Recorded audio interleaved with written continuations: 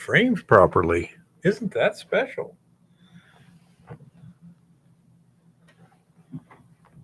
That's about right. Wow. How did that happen? Okay. Sound check.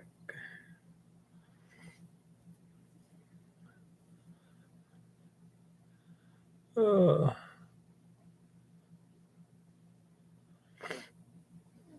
Okie dokie. Hey, Jeff. How's it going? Oh, so it was a busy week. Oh, didn't get much in the way of mining done because anytime I wasn't helping with the wrench turning, of which I did very little indeed, I was trying to help with the fishing effort, and I think everyone had a pretty good fishing trip except for Will, who spent most of his time turning wrenches. He did go out one day. Hey, Tom, how's it going? And unfortunately, we didn't catch anything to speak of that day. And hi, my adventure. And um, everyone, the weather was decent. Wasn't too hot, wasn't too cold. Little bit of threatening rain, sort of thing. Not bad. Um, Made the scenery more dramatic and such. Um, and uh, Day before they left, Bonnie and Heather and Devin went out fishing all day long while me and Will focused on the truck. Bump my noggin? Nah, just. Um, are you talking about any little scabby things there? That's from freezing off some precancerous thingies. But no, I did lower my face and raise my hair. So, um, I say I think everyone had a good time. We had a great visit. Um, Everyone got along just fine, and so I say it was a very very successful visit from that standpoint, as far as I'm concerned. And the the truck is still not street operational yet. Hey, not sure because the power steering pump was the wrong one, so we got another power steering pump, and this one is, and I'm pretty sure it's the one supposed to be there because everything's SAE threads, but the old one was all metric threads, which would not be a problem except you're supposed to reuse certain things. For example, there's a little hex stud in the back that engages a bracket, with a nut to, as part of the adjustment mechanism. Well, that stud is a 10 by 1.5 millimeter metric thread, whereas the new one is a 3/8 16 thread. So, not sure exactly how we're going to fabric cobble or fix this situation right now. Um, and we don't have to get it out of that shop in a big hurry right now. I'm using the van, and it's suitable for what we're doing at the moment. So rather than getting in a big rush, I'll just take my time a little bit. I did get an all thread bolt, and yeah, that is amazing, honey bunny, and a jam nut. I mean, all thread bolt jam nut. So theoretically, I can screw it in, put the jam nut up against the housing there, cut off the bolt, you know, and tap it. And yeah, I've still got the original one. Um, I never trade in the old one until the new one's in and working. And so, yeah, I can say I've got all kinds of possibilities there. It would be nice if you could just buy the part and it would just fit. you know, one would think that something like that would be uh, good. I understand what you're saying, Honey Bunny, but like I think the power steering pump, hey, blind dude, is a $20 core, and the power steering box was a $75 core. Yeah, it's a Saginaw, Chris. And so I'll say, I'm thinking that I might be able to just go to the dealership, and if they don't have one of those little things, they can, uh, get one fairly easily since I'm not in a big hurry to get it out. So, yep, it was a great time, blind dude.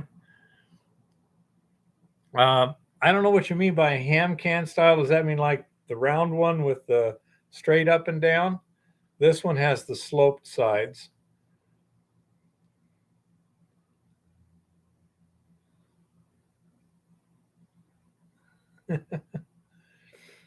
And so, anyhow, hey, Mr. Lodak, say it's annoying, but not a big issue at the moment. Um, I mean, at a worst case scenario, I could always just put a couple washers in there and use a through bolt of the right length and just clamp it on there and then fill it up with fluid. And it'll only leak when you loosen it to adjust the belt tension.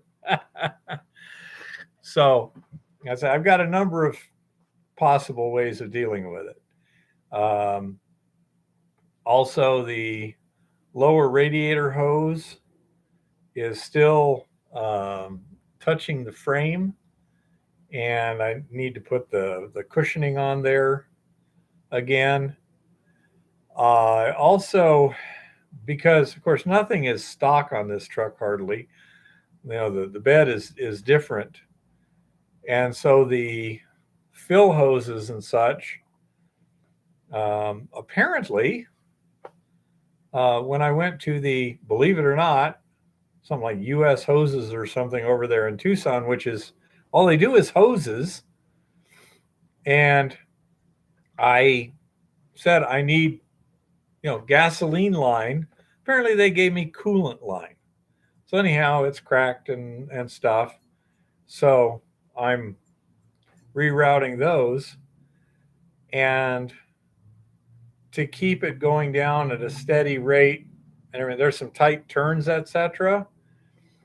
And so I went and because it likes to kink, where you're making a tight turn in that line. Found if you just take about 3 hose clamps and just clamp them, it'll fix the clink, the kink. It rounds it like that. Yeah, that I'll put in a little thing for CarQuest here. First of all, they were the ones that could order me the steering box, which fit just fine. I presume it'll work just fine. And when I took it back, the core charge, which is $75, they were selling the fuel filler line by the inch, so I could get 2.5 feet without paying a premium, because that stuff runs $2 an inch, and so I was able to save $12 by getting a 2.5 foot piece and then trimming it a little bit. But that seemed to work just fine on that side. I still got one more part coming in for the other side, but I can run on one fuel tank without a problem. And this is the 1.5 inch diameter fuel line, Honey Bunny. I don't use that much of it. And so we shall see what we shall see. But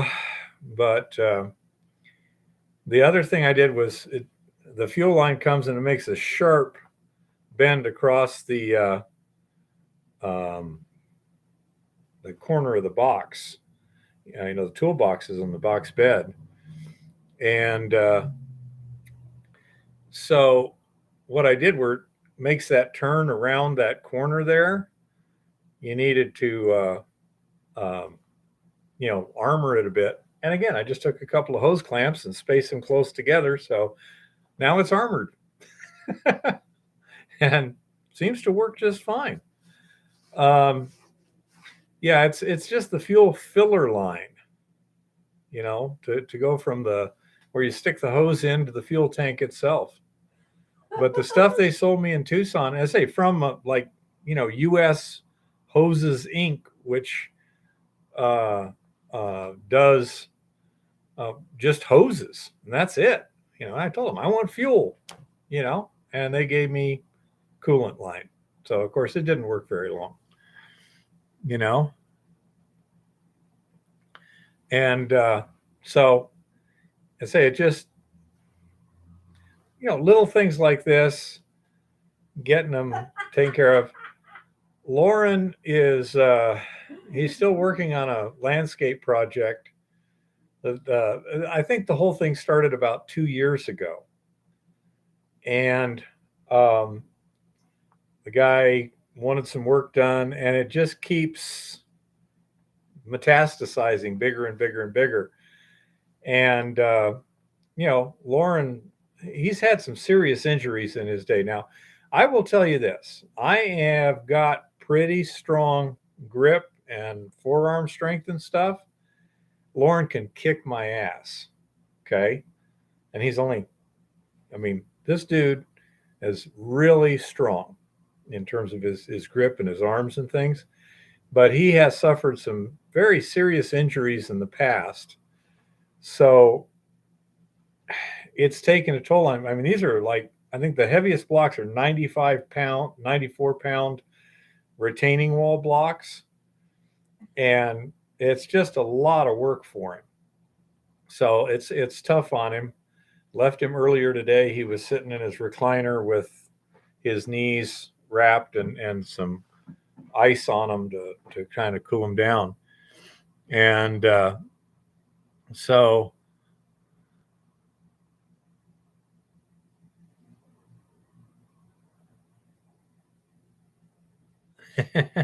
Oh man, this is just funny. Yeah, Jeff, that sounds great. So anyhow, yeah, looking forward to seeing you in August, I believe. And we got that little bulk sample you wanted to give me. That would be fantastic. Um, I got some plans on that where I can fire up my gravity separation too. Then, so anyhow, I say Lauren's got this project that he's finishing up, and those big retaining wall blocks that have a cleaved face. To put pavers up against them, everything's got to be carved individually, and so I've been doing a lot of that carving, and it's been kind of cool. I wish I could get a hold of that other guy up in Montana who was running a mine. He never checks the. You talking Jim, I presume, Honey Bunny? But anyhow, so I'm trying to help him get this project done so he can, take it off the checklist, get paid for it, and then, go to other stuff. And that's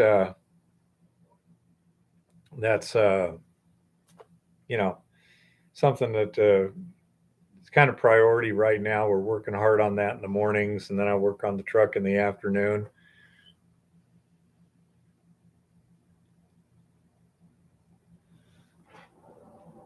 Not sure, Honey Bunny. I want you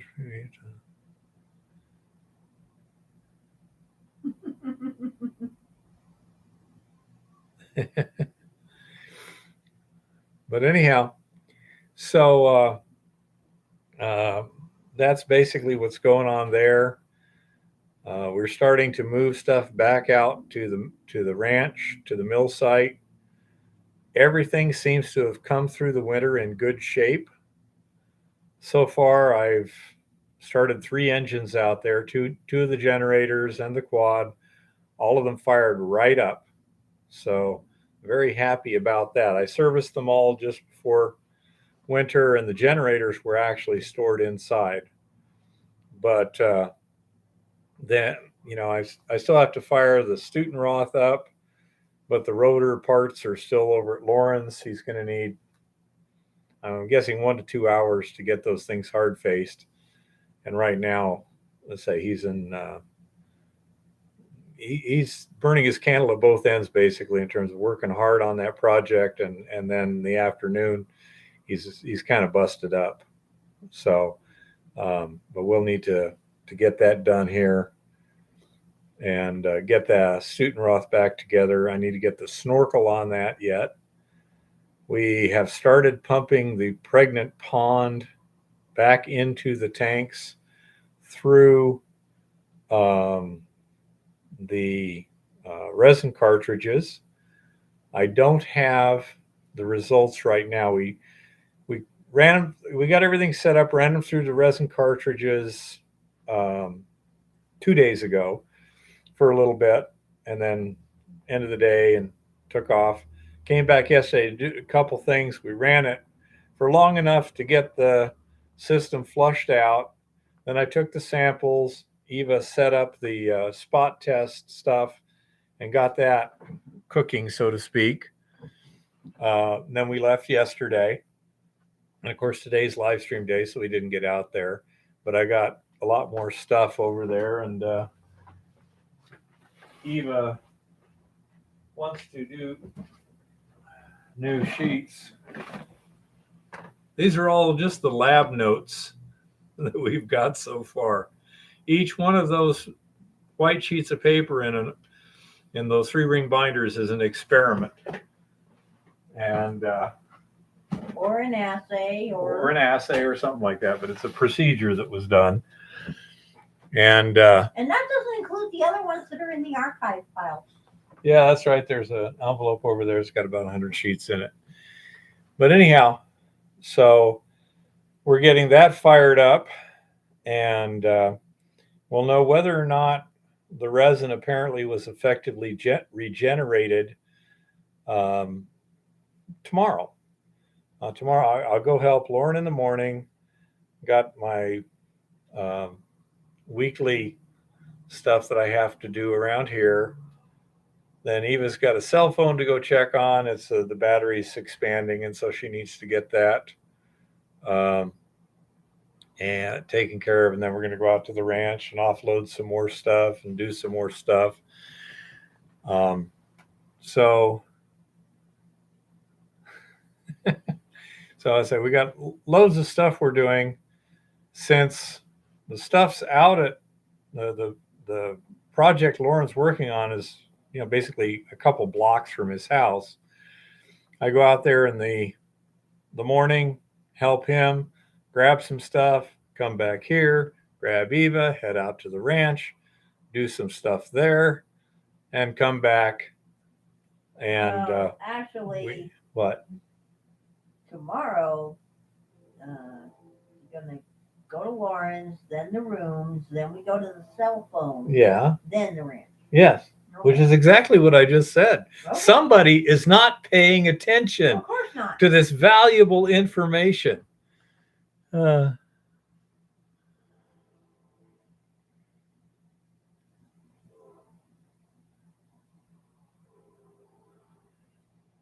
A DR with a push blade.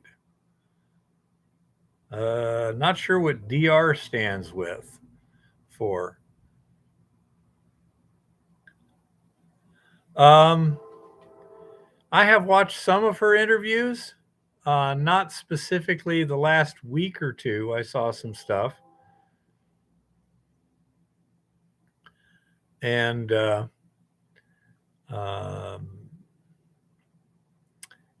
what you should take, gosh, I've got a quad that I use to move buckets that works pretty well. It's got 2 racks on it, each one to hold 3 buckets. And you can also put a blade on a quad. They make snowplow blades for them, so I know you can do that too. Hey, Shaggy. So you'd really need to know exactly what you were planning on doing to, you know, tune the equipment. For just general stuff, as say a quad with bucket racks and a blade could do a lot of things, um, including just getting you a lot of places.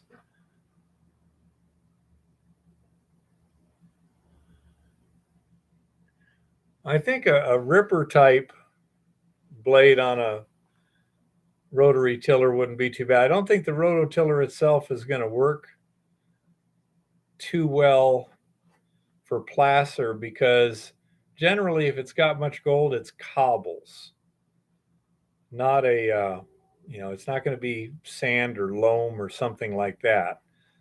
And therefore, um, you, you know, probably a rototiller wouldn't do that much good.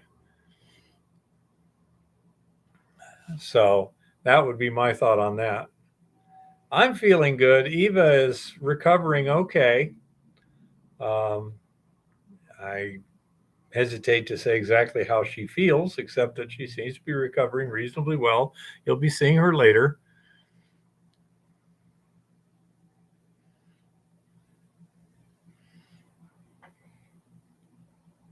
So, yeah, I'd say rototiller.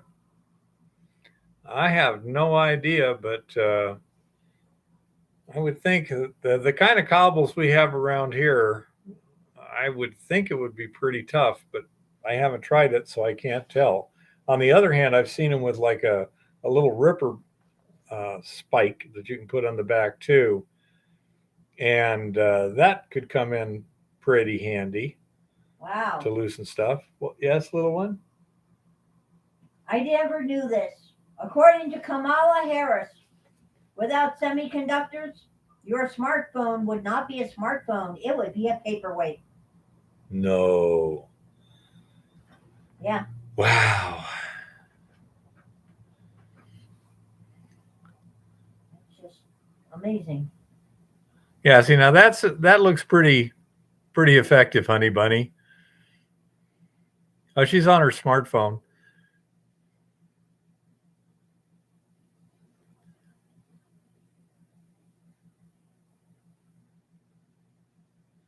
Yeah, that's what I'm thinking, Chris. Well, somebody said she's Biden's impeachment insurance. I'd have a tough time arguing that case. Yeah. So, I say everything seems to be doing pretty good. Still haven't heard anything more from the people from London about any filming, so I'm not sure what they're planning. I think they may be trying to get off on diminished capacity. One has to admit they can make a plausible case for that. The thing is, that's not a plausible case for staying in office. Uh, and But anyhow, so that's kind of what's going on here, and we're getting that. I say the mill back up and running. Looks like it survived without any significant damage. Everything seems to be working well. I was really happy when that quad fired right up.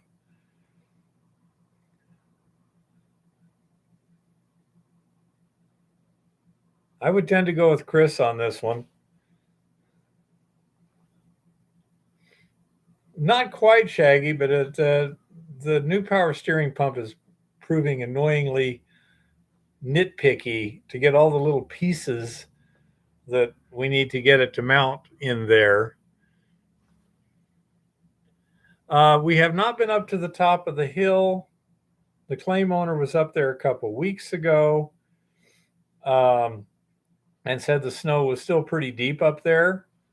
On the other hand, we have had a couple of just torrential thunderstorms the last couple of days.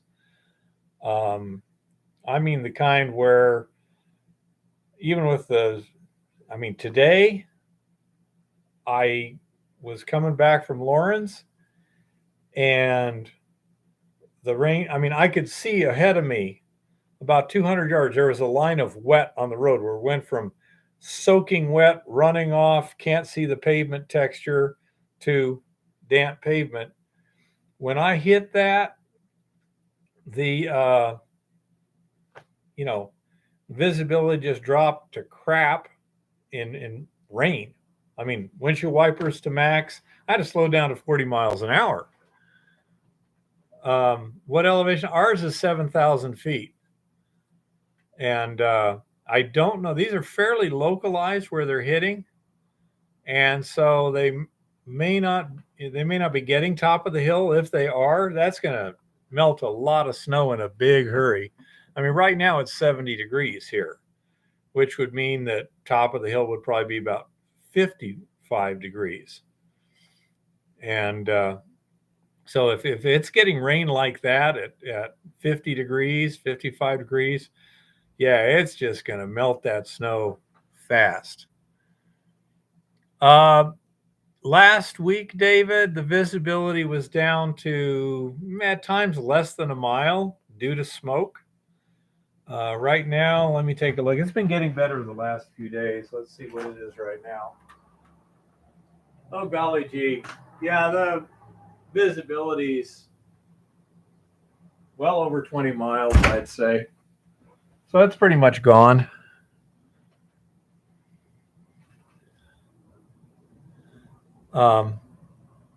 And so that's not a problem anymore. For a while there, a couple days, just when the kids were leaving, the smoke started coming in significantly. And a funny story about that is I like to call this woke smoke because they were having a conference in Banff, Canada, where they were trying to figure out how they could increase the participation of women in wildland firefighting. And as one of the things they had at this conference, they did a controlled burn. And the female firefighters did such a wonderful job controlling the controlled burn that it got out of control and lit Banff National Park on fire, which is where the smoke came from. Now, lest anyone say I'm being anti-woman here, male firefighters have had controlled burns get away from them before too. But it's just really embarrassing to be doing something and trying to show how good you are and things go horribly awry. But yeah, that's pretty hilarious. So everything is generally looking pretty good, with the exception of Lauren's, hurting. And we'll have to, if he wasn't hurting so bad after working on the landscape job, he could, do some hard facing, no problem. But he needs all the rest he can get right at the moment. If we have to, I can hard face it myself. I've got we got stick electrode that I know how to use, or he could show me how to use his MIG. He could set it up and everything. He does a much better welding job than I do. So it would be far superior if he was to do it. And it's, my welder is in a different spot. I could certainly set it up and do it, but it would be nice to do it in his shop. And those are his welders. And so say overall, I prefer him to do it. It should only take an hour or two. I mean, all he's got to do is make a few adjustments and turn on the gas and put on his helmet and stuff and zip right along. So it shouldn't be a problem once he's feeling a little better. So we'll just have to play it by ear. But he's been pushing it pretty hard. So I don't want to push him because it could cause some physiological issues.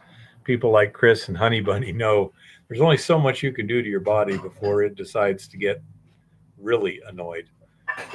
So say that's it. But once I get the impactors hard faced, then it's put the Stutenroth back together And then I'm going to work on using that crane that we mounted on the Stutenroth as the support for a snorkel.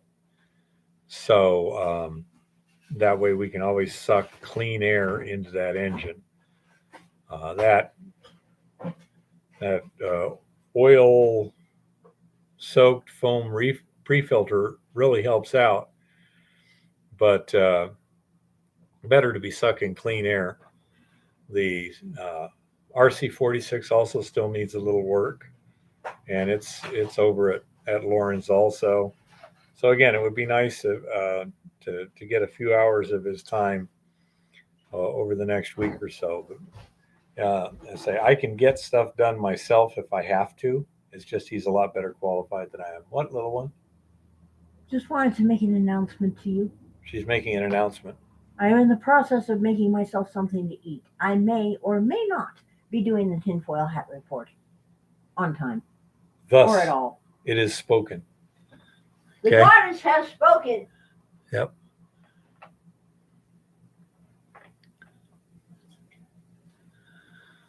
So, anyhow, I've still got to get the truck running again, and the Stutenroth running again, and the RC46 running again. So, not a huge problem. I've got about a week before I should have the mill up and running, everything ready to go. Where it's time we need to get back out in the field and get some more ore. In a way, I'm glad that I haven't tried to dry out the ore out at the mill right now, because that every day it's just raining. So pretty quickly I'll be uncovering it while we're there and scraping off the dry stuff as the sun and the warmth dries it, and then stockpile that.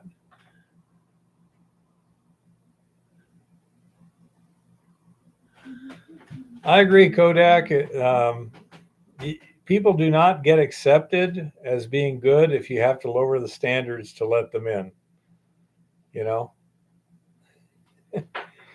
I haven't tried that, Resort Dog. Now, if it was sub-freezing to start with, and you crushed it while it was sub-freezing, perhaps it would mill just fine.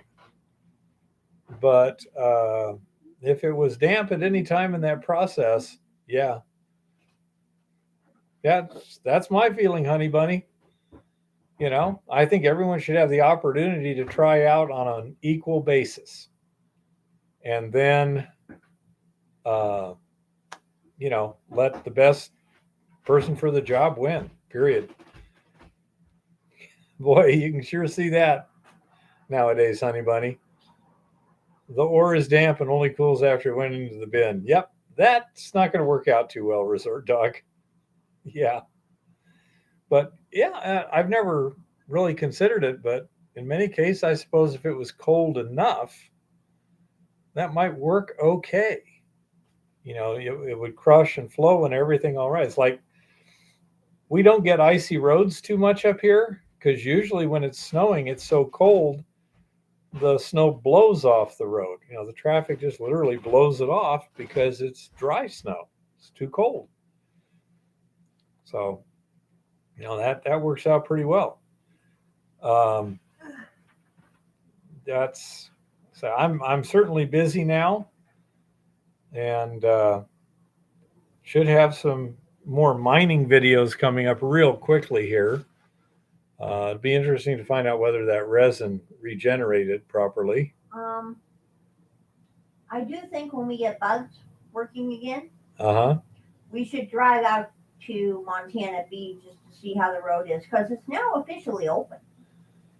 Yeah, we made it out there. We made it out to the last 1 mile stretch in the damn caravan. I'm sure it would be fine, but what I need to do is get a functioning truck right now. I need to get things, fixed. And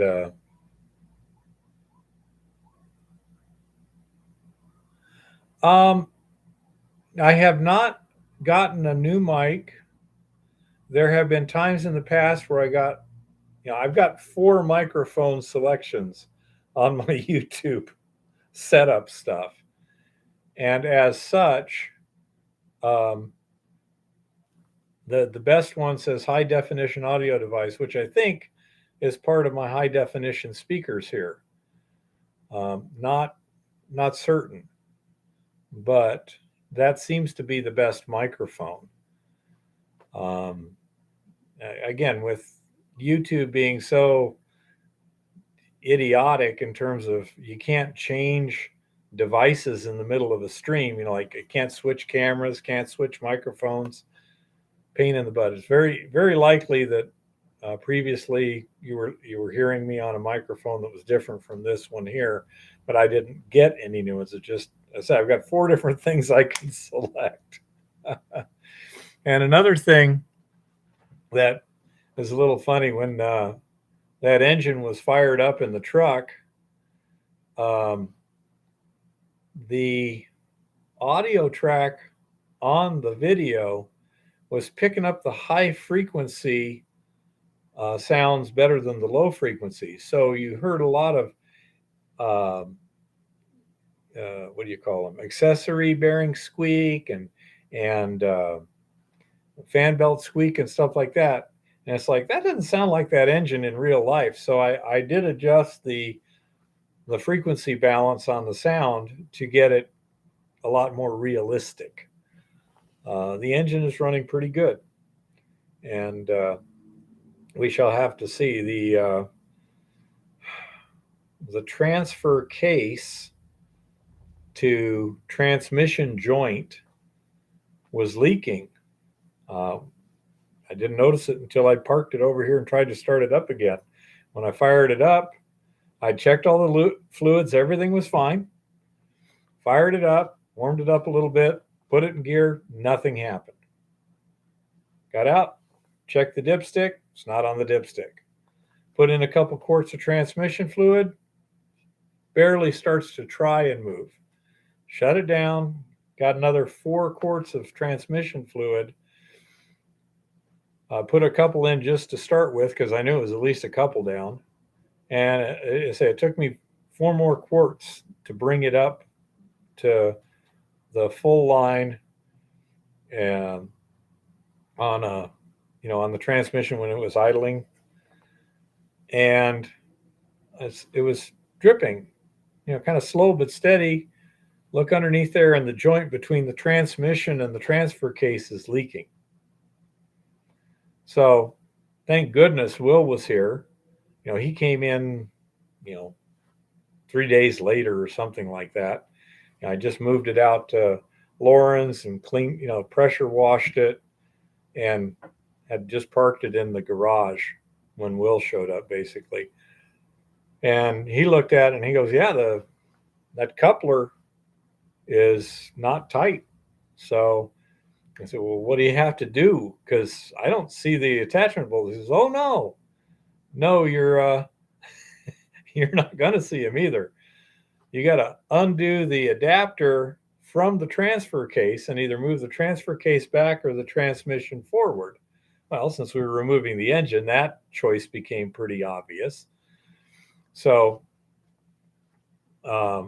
he pulled the transmission forward, and he was trying to tighten he pulled the coupler off of the transmission, the adapter, and get it all clean and everything, and to reseal gaskets. And one of the bolts was much shorter than the other 3.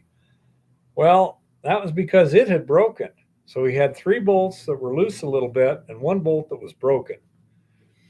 So since we had so few things to deal with at that point, we just pulled the transmission out from under the truck. Keith Bowen, did in fact on my own extract the broken bolt from the hole. Yay! It was a through hole anyway, but just drilled it, put an extractor, tap. It wasn't very, very difficult. But yeah, once that was extracted, then we replaced all of the bolts with grade 8. The ones that were holding it, 2 are grade 8 and 2 are grade 5. Guess which one broke? A grade 5. So now they're all grade 8. Put back together, sealed up again. Transmission slapped back on the transfer case. Again, I'm sure glad Will and Devin were here for that. And then the engine back in, because that would have been a major issue if it had just happened shortly after the engine went in.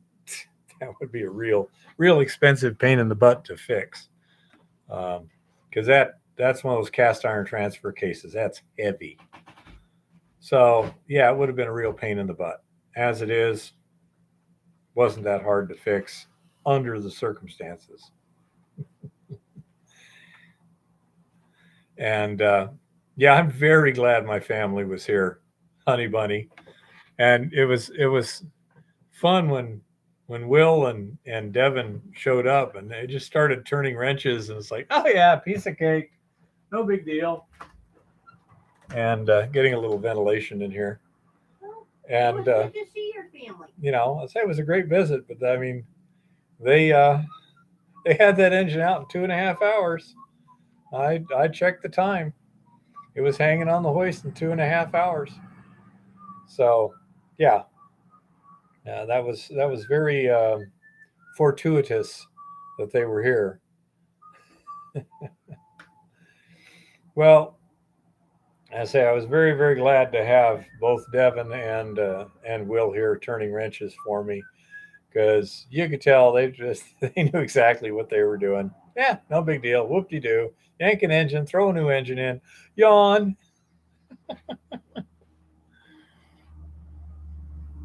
So I say that worked out. Lauren's also helping people a fair amount of time. But so that's all done there. We're getting going on stuff. And we'll have some videos about the mill here in the next week or so. And the field work probably in another week or two. Let me see why that.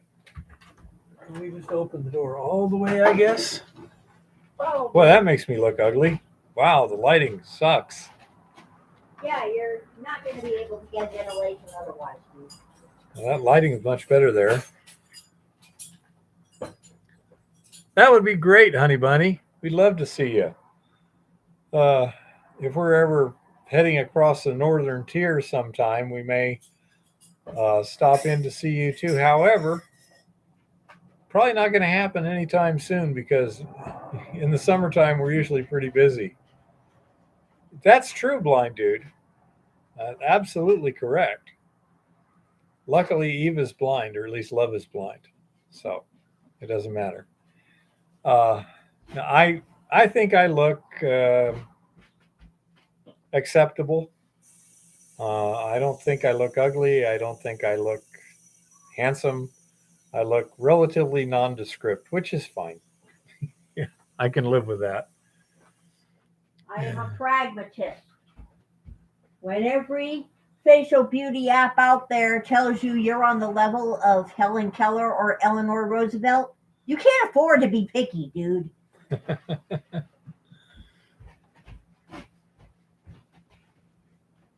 Hey, Brian. Cool. Now, Brian has a situation there. Go ahead and mention your channel if you want to, Brian. But apparently, his ore is rather unique in that the magnetics have virtually all of the gold. So they can crush it and do a magnetic separation, and then they just have to leach the magnetic concentrates, and they lose very, very little gold that way. Oh, in the mirror, Tom? And so that's basically what they're doing, Honey Bunny. The iron concentrates, They're trying Eco Gold X, and we were talking this week on some of the options and what to test for and see what happens. And hopefully, uh, it'll all work out great for him. Sounds like he's got a reasonable situation there.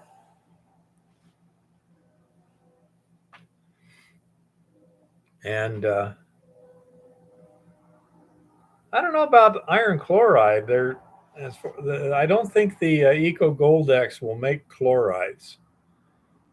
Um, so, but they might have some very high iron tailings. Oh, you know what that is, Tom?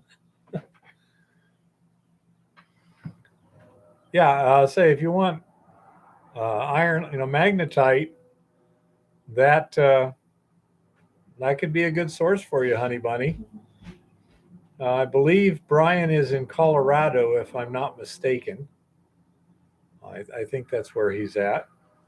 My memory's not what it used to be, but that's not horribly far away. I believe you're like in Minnesota, North Dakota, honey bunny. Do you remember where honey bunny's from, little one? No. No, me either. Yeah, Brian's from Denver, Arkansas. Honey bunny's in Arkansas. See, that's not too far from Denver. No. Arkansas is not that far from Colorado at all. Yeah, and it's pretty flat run, so high speed, low drag. Practically next door to me. What you want some memories, blind dude? uh,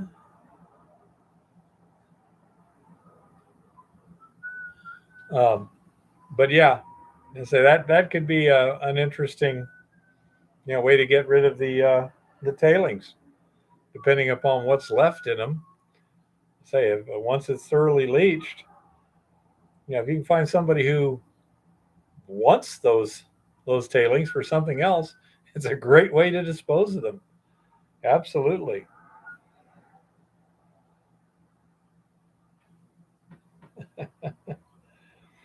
So anyhow, say hopefully Brian, he's hoping to get back up there.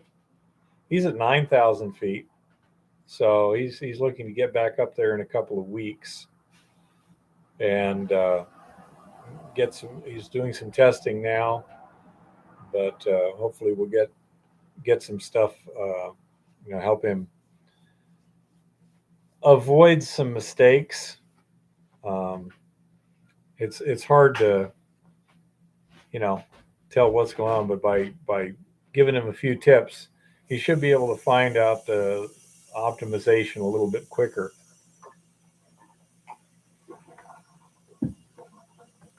I don't know, honey bunny. I know I'd be slower than usual, but we're gonna be at 7,000 feet, and that's nothing to laugh at. But then again, we're at like 4,000 feet now, so that would probably help. Hey, Mr. Black, how's it going?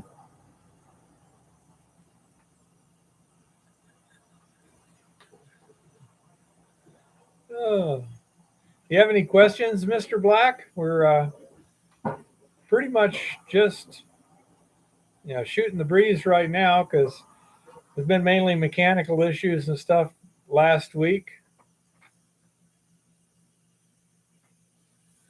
I'm not sure, Jeff, what's up. I know that Coulter called me last week and said that he's had some success selling those splitters. So he was calling me to let me know how I wanted my license fee, which was highly useful. I'm sure glad on that. Yeah. And spend the money online. And once we get Jeff's ore this summer, and that, from his description, is going to require gravity separation. So I'm going to have to pull some equipment out of mothballs for that. Yep, Mr. Black, I sure am. Helena, Montana. And we're loving it up here, although the winters are kind of annoyingly difficult to work in. Were you the gentleman we stopped and visited on the way up here, Austin? Just pulled off of the freeway? Yeah, there's a lot of good gold in Arizona, but I must admit, okay, Mr. Black, I forget who it was. My memory's not what it used to be, and it wasn't too good back there. And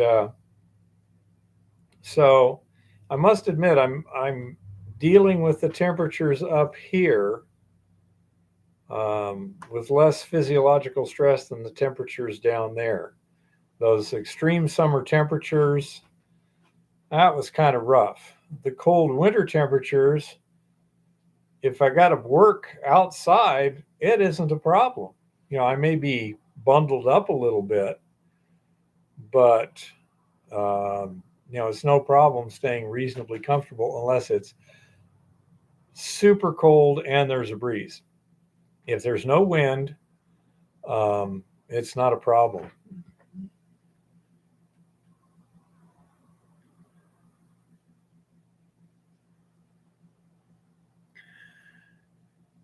Shaggy, both Top of the Hill and Montana B are on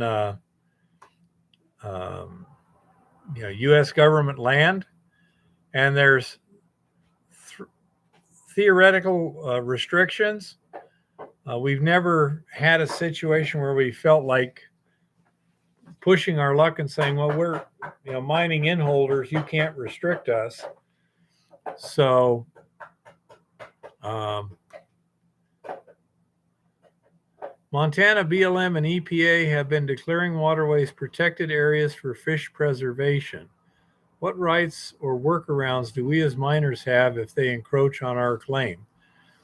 I'm the wrong person to ask on that, not sure. Jim hasn't been here for a while, but yeah, that's a placer mining. That mainly most hard rock mines of the micro scale are not going to do too much for waterways, but the placer mining could create a big problem. I know that Jim, they use settling ponds and recycle their water to keep from silting up the actual waterways. And so there is stuff they've been dealing with. I'm not sure, because the other problem right now is you're dealing with an administration that doesn't seem to really care about what the law is. So it's kind of hard to tell what you'll have to do to continue operating without harassment under the current situation. I remember I thought it was pretty amusing to see the governor of New Jersey discussing a particular Supreme Court decision that's up before the court right now, to basically say, if the Supreme Court doesn't decide the way I want them to, I'm just going to ignore the Supreme Court. And it's like, okay, that's kind of like prima facie, I'm just going to break the frickin' law. Well, yeah. I say, so that makes it very, very hard to deal with these people in a bureaucratic manner. I would say, number one, use best practices. Number two, try and avoid letting them know you're doing anything if it's a small enough operation that you can plausibly make the argument that it is what you would call casual use or no significant impact, and do whatever you can to try and make it that way. It had to do, I believe, with the what is it, RU 486? The Plan B pills, the abortion Yeah, pills. it's the abortion pill. I think it's RU 4, the No, it's the combination of the methylprestone or one. whatever. But anyhow, he basically said if I presume if the Supreme Court says that states can regulate it, I'm just going to ignore it. You know, I don't care what my legislature says or what the law says. Ah, there we go. Hey, Jim's here all of a sudden. Yeah, there's It's okay.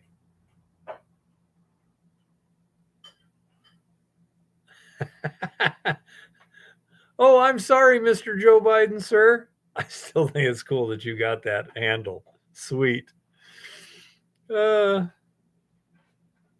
yeah, say if you can get away with a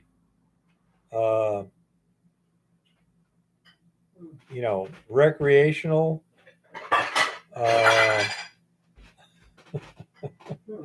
if you can make a plausible claim to that, go with it.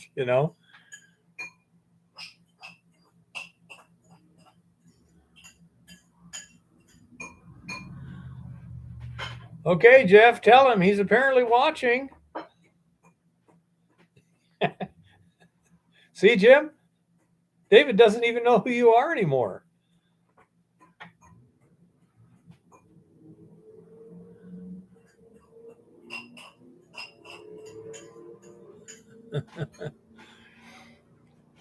You can always show up late to the live stream too, Jim. They miss you. And there's certain questions that you're vastly more qualified to answer than I am. Okay, no significant disturbance. How's that, Chris? I say, if somebody,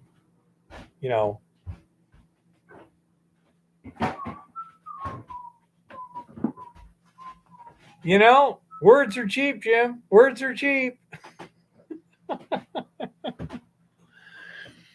Anyhow, so, yeah, exactly, honey bunny.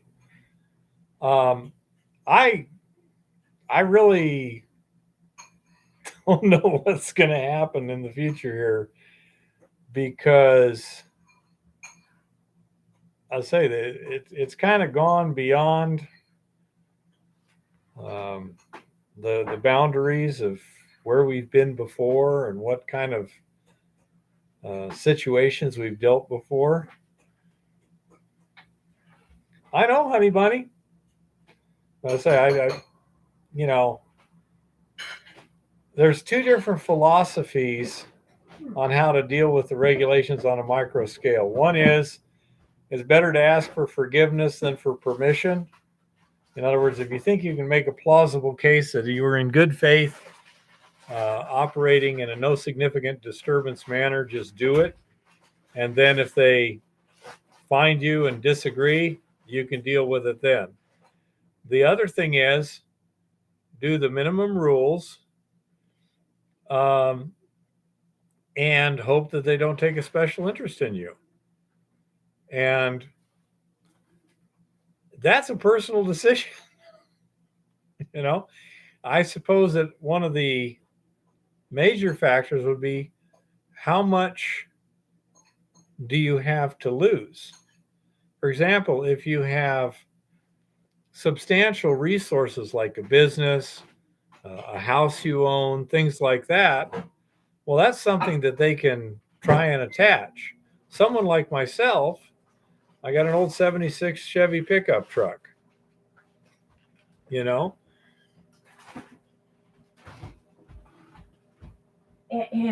What? You do realize that if any government 3-letter agency person shows up to kidnap a family member, meaning Bugs, you best be out there defending him. Well, the thing is, they wouldn't want him because the official value is probably less than $1,000. So again, it's,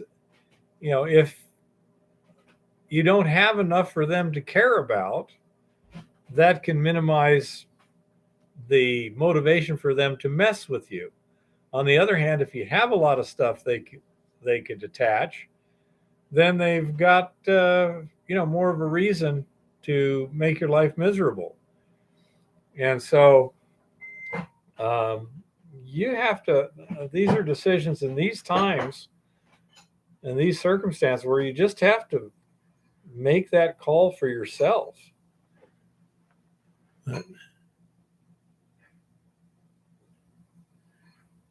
Yeah, I understand. Not sure. That's a good plan too, honey bunny. Again, it's how much could they sell it for, sort of thing. But yeah, I don't know. This whole situation is just so far beyond normality. I hesitate to make any things. When is the St. Petersburg thing coming up, little one? I think it's already started, or it's next week. I don't know. The latest BRICS meeting. Well, the left is trying to claim that the debt default would be the modern Fort Sumter. Say what? The left is trying to say that if the Republicans cause the debt default, it's an act of civil war. And that's why Biden has to use the 14th Amendment, which he can't do. No. So, the 14th Amendment has nothing to do that's with a it. different one there.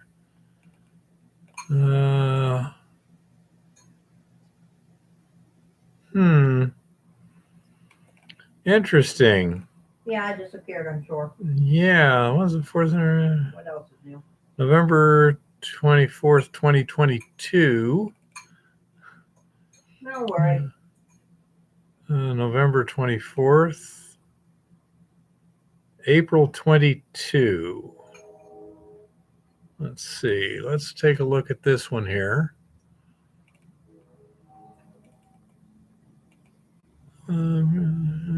Yeah, this is the currency, gold backed. When was this? April 22nd of this year.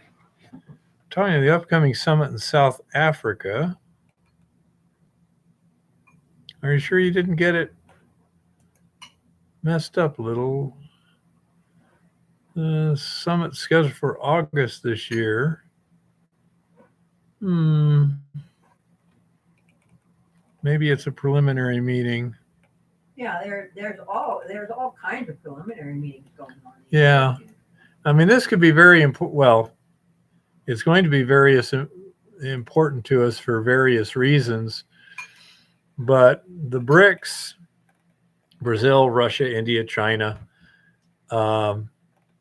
they are going to be getting together to work on a new international currency, gold-backed. We've already done and been doing it. And so, assuming they do so, that could, number one, change the price of gold dramatically. Number two, could really change the economic situation here in the United States. There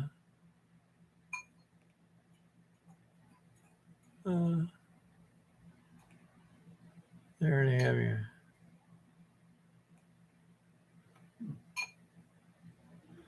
Well, I'm not on SSI. I'm on standard Social Security retirement.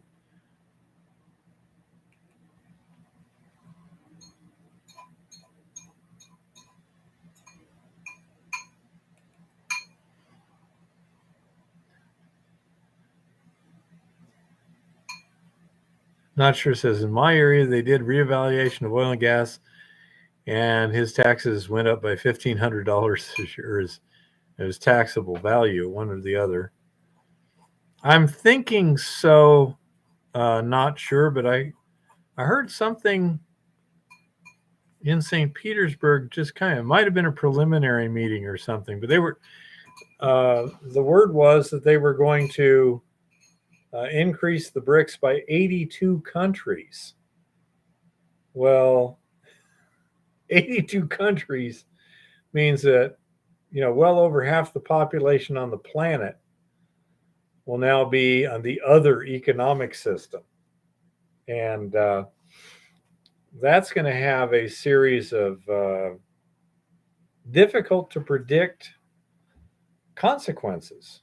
I have yet to see someone even hazarding a detailed guess as to what the heck the consequences would be.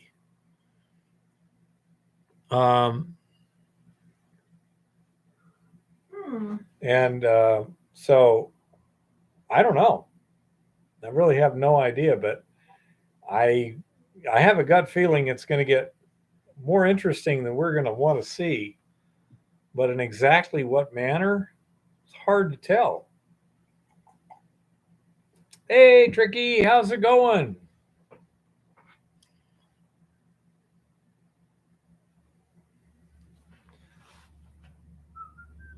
I presume this means you're still healthy and in one piece.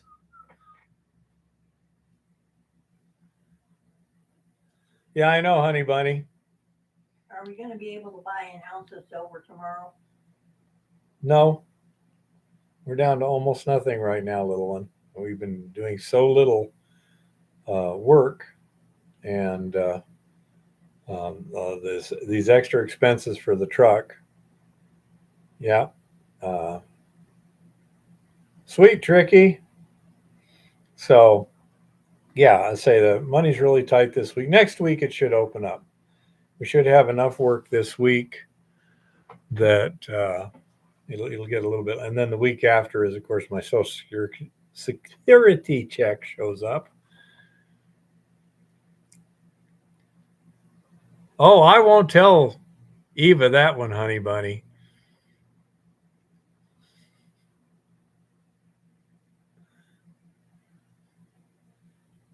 She didn't ask me, so I don't have to tell her now. Ha ha. But anyhow,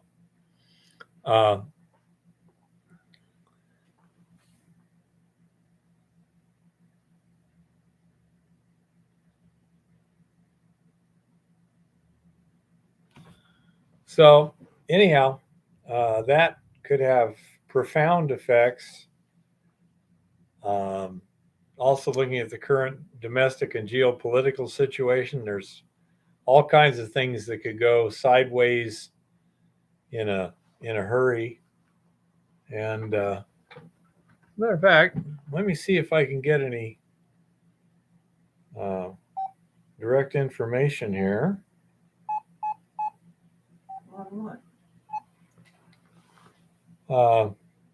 Let's see if my brother who lives in Yuma, Arizona, can give me a frontline report on what's happening over there. Hey, Randy, I'm on the live stream right now, so everything I say can be heard. You got any more information on the situation over there vis-a-vis the immigration? Okay. Still got buses disappearing to who knows where and nobody knows, huh? Any idea how many buses a day from your sector there? Any reports?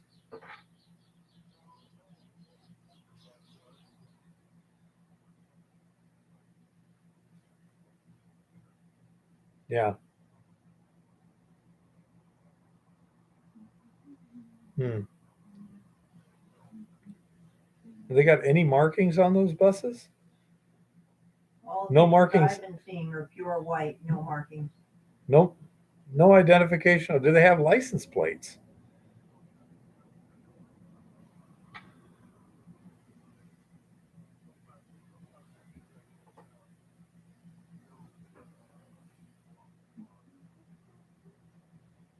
Sometimes a little nondescript sticker that's completely uninformative, huh? Okay. All the pictures I've seen online, they're pure white. Yeah.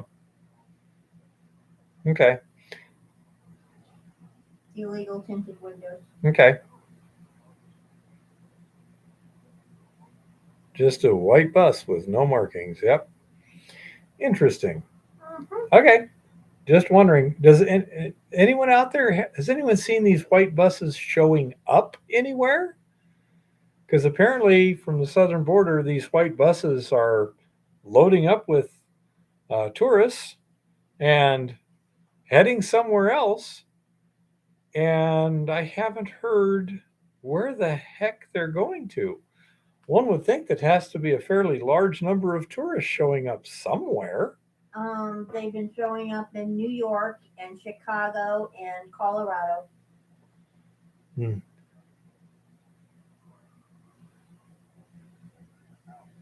Uh-huh.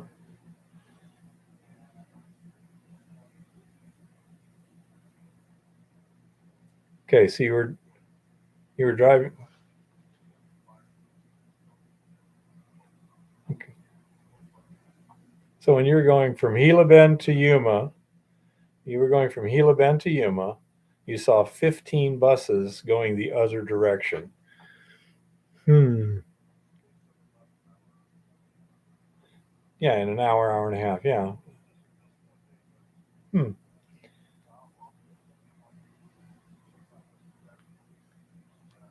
Okay. Give me an update when you have any information. Let me know. Okay. Okay. You bet. Bye bye.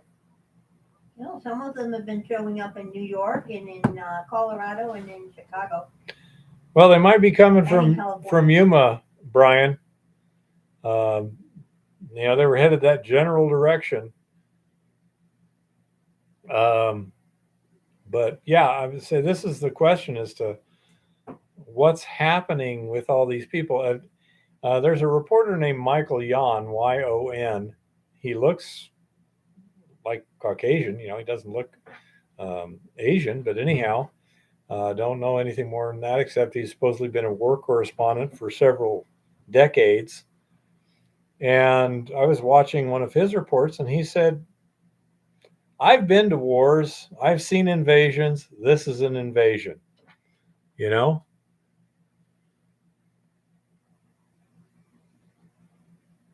not a problem, Tricky. I say this is just a really temporary spot.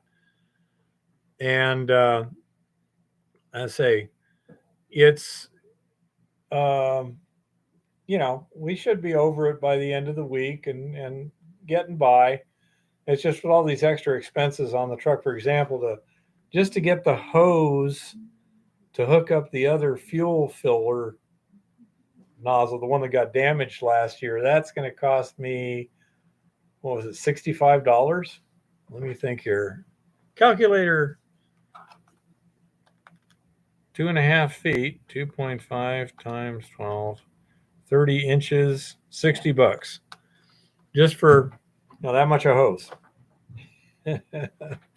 So, anyhow, it's a come Friday, Eve is just like, can we afford it? And I'm like, not right now. You got to wait a couple days, then we'll be in better shape. I could also ask for um, an advance. We do not apply external heat to our leaching, Brian. Um, it would be um, somewhat difficult to deliberately apply heat. However, the submersible pumps in the agitation tank, um, they transmit their heat to the uh, solution. So, and they're probably delivering about 600 watts of heat each. So that's 1,800 watts continuous. We notice a definite increase in the temperature of the leaching solution from starting leaching to end of it. About how much temperature increase would you say during a normal 8 hour day at the mill, little one? Um, the lowest, I've got the record right here. So you're going to look it up in the records. Let me find my mill records. I would say that the heat would be beneficial. Yeah, except that I try not to let it get above.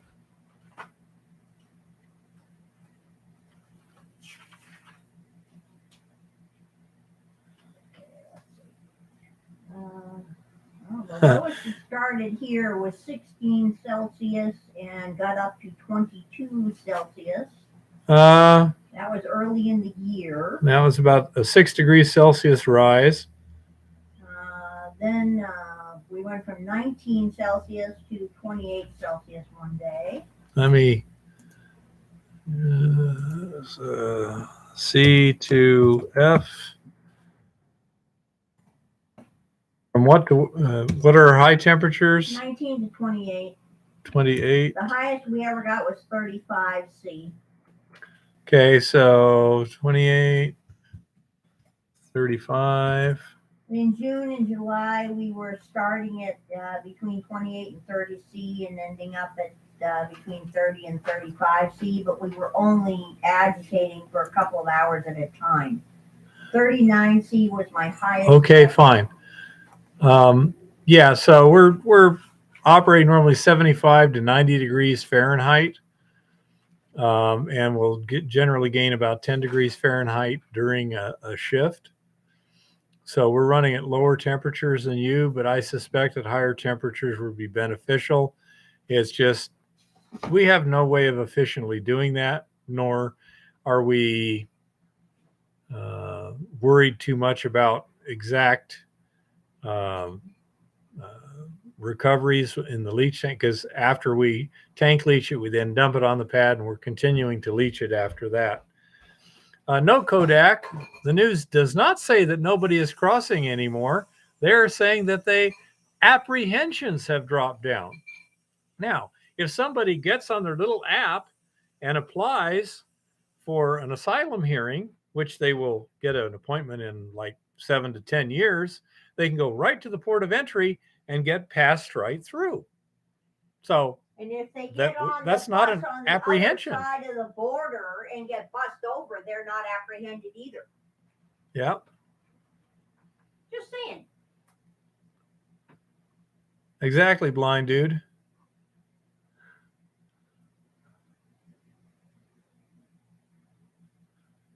By the way, the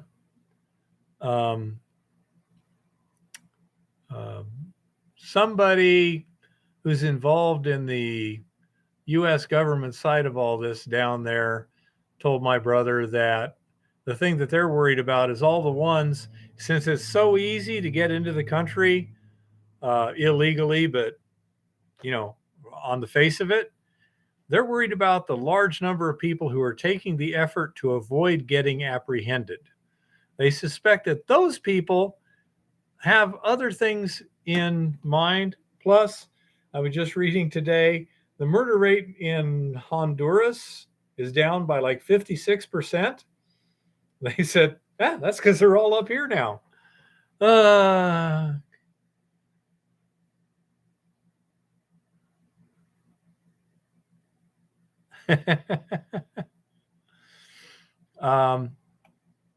Yes, honey bunny, we could also set up something where the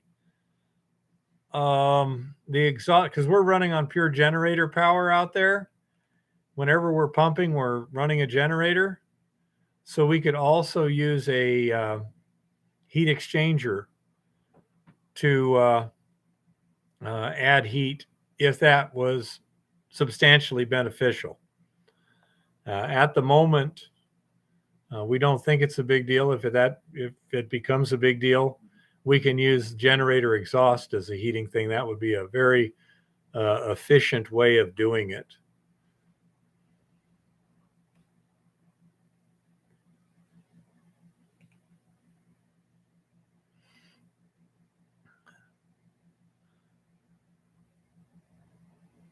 Yeah, same basic system, Brian. In our case, you'd have to be careful because the solids content of the slurry is so high, you might need to set up an intermediate heat exchanging fluid, which in this case could just be plain water when you're not, below freezing. I'd hate to put ethylene glycol in case of a leak, the cost and a leak. but you could use, if you had most of your tubing, nah, you couldn't use PEX because of the heat. But anyhow, you should have a way to recover that waste heat and utilize it if you wished. But again, it's going to be another subsystem.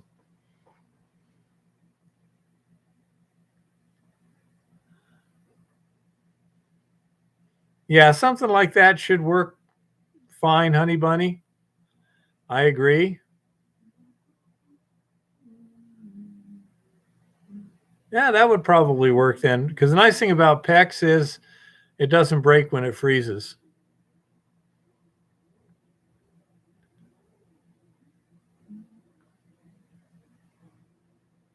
Um, you can do that too, Miner Jim.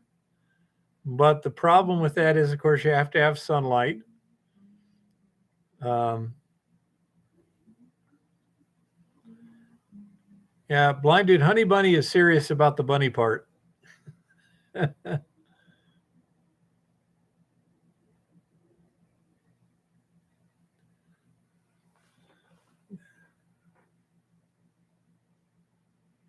And so there's a variety of things. We're not going to have pumps working if we don't have a generator running.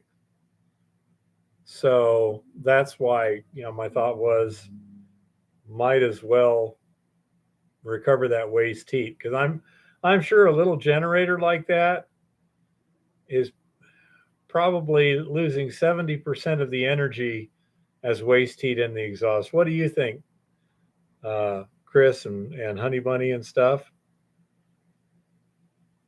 To say that those little engines don't seem to me to be um, terribly efficient. So I would think that most of the energy is probably just going to be going into the exhaust. So I mean that's a pile of energy to just throw away if you need heat. There's hardly anything easier to move around than heat. So I say there's a number of ways we could work on it.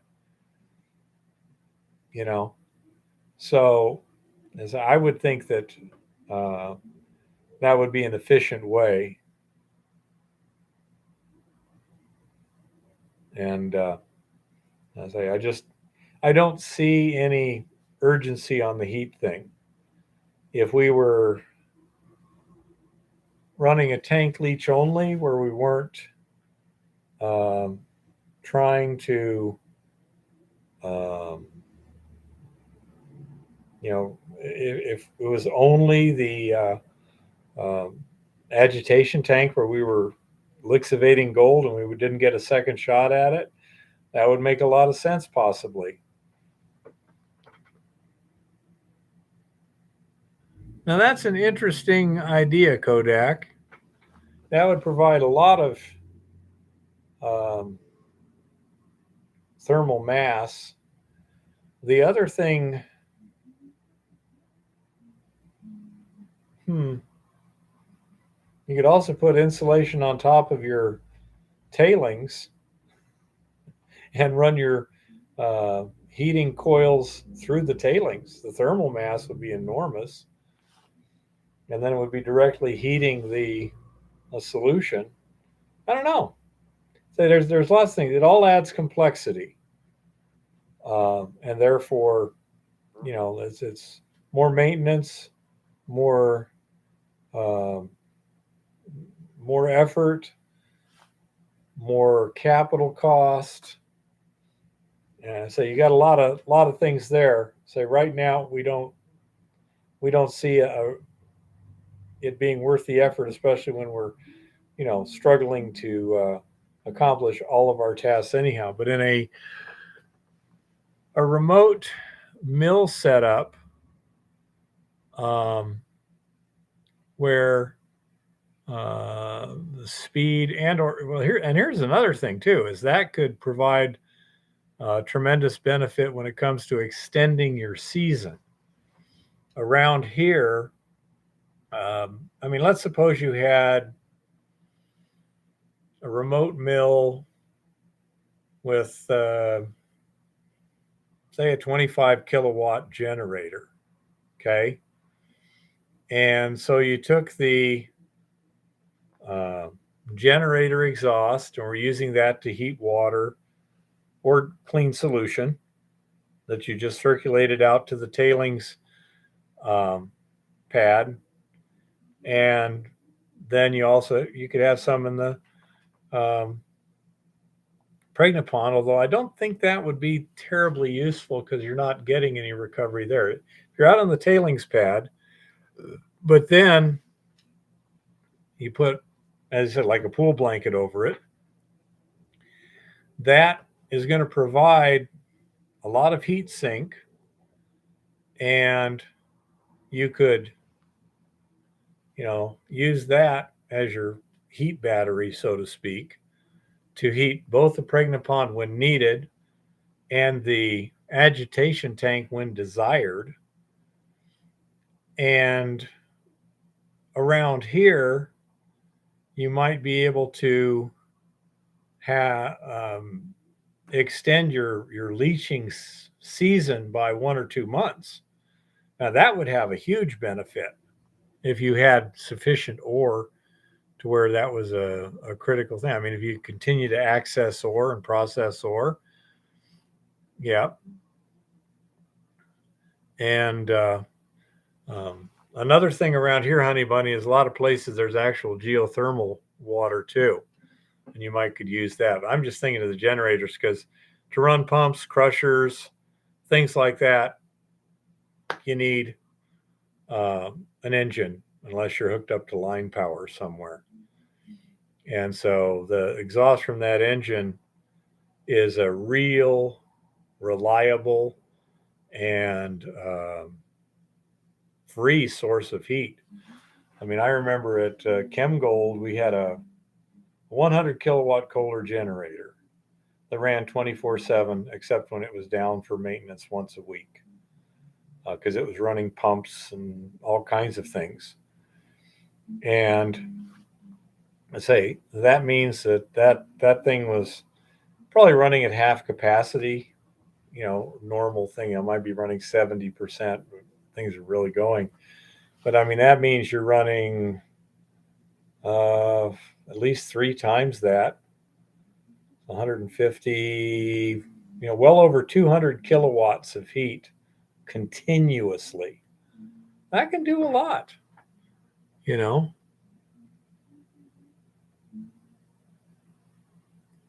Yeah, if you were had small things that you wanted to run at night, yep.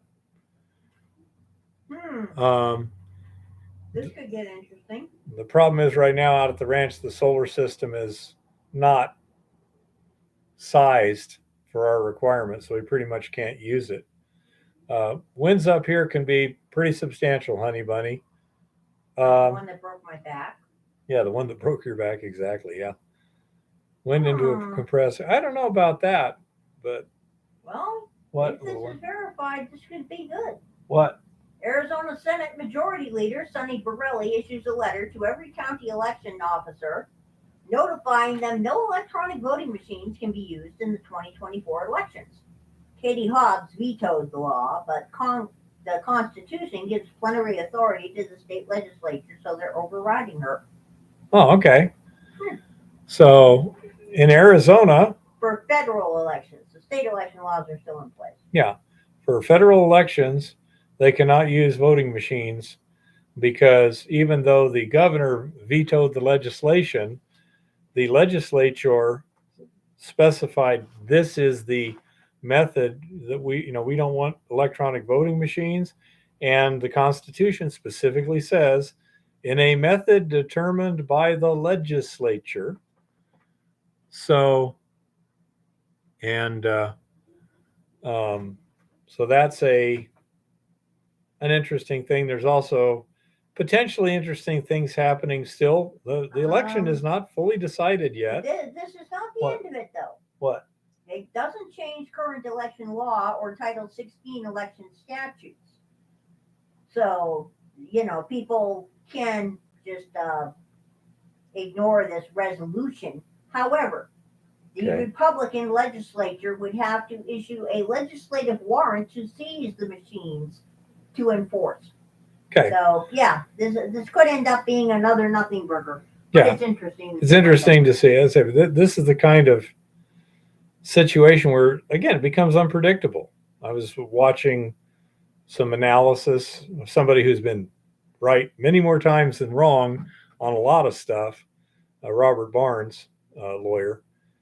He's a lawyer. And he was saying, yeah, Carrie Lake, the facts are all on her side, but I wouldn't count on the court or even the Arizona Supreme Court following the law. You know, he said it may be pretty simple. Her line of argument is pretty ironclad. There's no real way around it. But if the court doesn't want to agree with it, how do you make them? You know? So again, this is what I mean by how do you predict the results of things like this? You know, where does this end? You can't tell. When you have a single judge in Arizona that can completely throw out the last election, both for governor and for Secretary of not Secretary of State, Attorney General. Attorney General is only a few hundred votes separating them, and this judge could throw it all out. He could basically say, "Yeah, she's proven her case. The margin of uncertainty exceeds the margin of victory. Therefore, we have to have a new election within 90 days." And it's happened in Arizona before. Yeah, and this has happened in Arizona before. They have redone elections before, and for governor once. But this is what makes it so damned unpredictable. You know, and let us just suppose, for the sake of argument, suppose this judge was to agree with the Carrie Lake's line of argument, calls for a new election. What are the leftoids going to do in Arizona? Are they going to go, oh gosh, I guess that sounds reasonable to me, let's have a new election? Or do you think they might have a summer of love? And say, I'm way over my head on the prediction department here. I can't predict, except unpredictable times mean maximum preparedness, maximum resiliency, maximum adaptability are what you need. And oh my goodness, I guess she is going to be here today. Hi, everybody. I'm wearing my favorite shirt again. As you can see you in Butte. My copper shirt. Hi, honey bunny.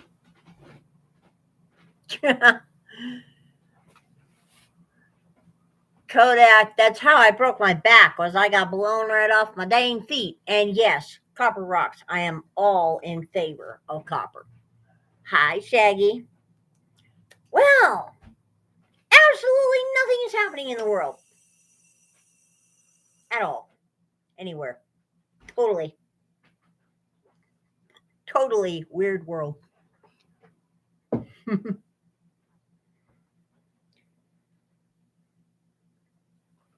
So, in mining news, such as it is, Ford strikes lithium deals to support step up in EV output. Ford Motor Company reached a series of deals to buy lithium from projects in Canada to Chile as automakers rush to secure the materials needed to build electric vehicles. Yay! Ford has struck deals with Albemarle Corporation, the world's top producer, Chile's SQM, and Canada's Nemaska Lithium, according to separate announcements on Monday. The deals come ahead of the second day of an investor event focused on Ford's $50 billion plan for electric models. Yay! The agreements will look to take advantage of President Joe Biden's Inflation Reduction Act, which contains incentives for battery manufacturing and sourcing of materials from the U.S. and its allies. The availability and cost of crucial battery materials, including nickel and cobalt, have been key concerns for years among EV makers trying to build out their electric lineups.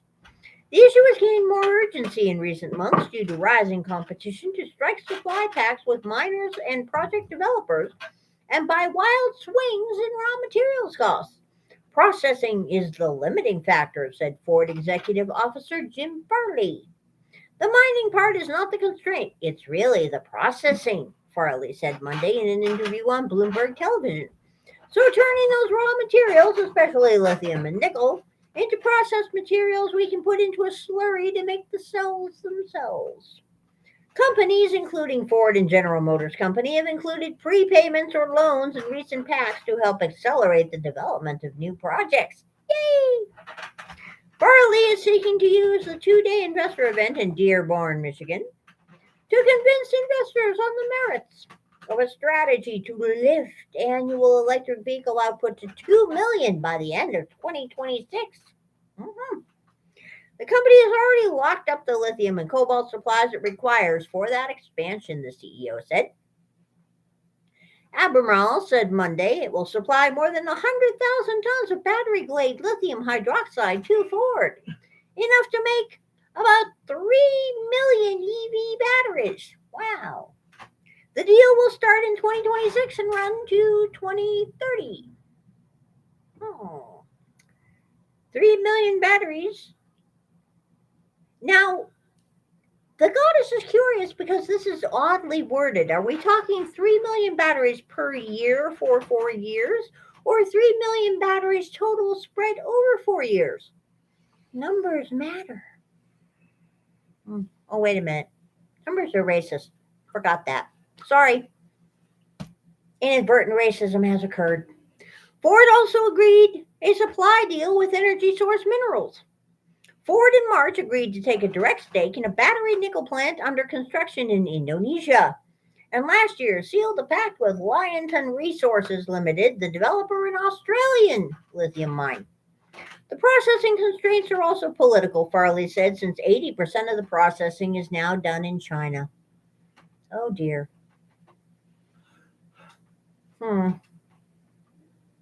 Yeah, funny. That whole business of everything being done in Panda Land is a little bit suspect at the moment.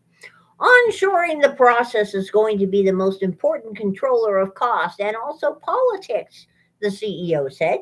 80% of the processing for nickel and lithium are being done in China, and we need to localize that. Well, Dirk. No shit, Sherlock. Yeah, we need to localize that. We need to localize a whole hell of a lot of stuff, it seems. And in other kind of sort of related green agenda news, the goddess has not dug into the article yet, but apparently there is some sort of a scandal going on with wind turbines in Scotland, of all places. It seems that some of these wind turbines were being clandestinely powered by diesel power or something. No clue whatsoever. So they're making wind. Apparently. And there has been another study out that unfortunately it seems the wind turbines may actually have long-term impact on weather patterns. No. Bizarre and unaccountable shit. Yeah, absolutely. Bizarre and unaccountable shit right there.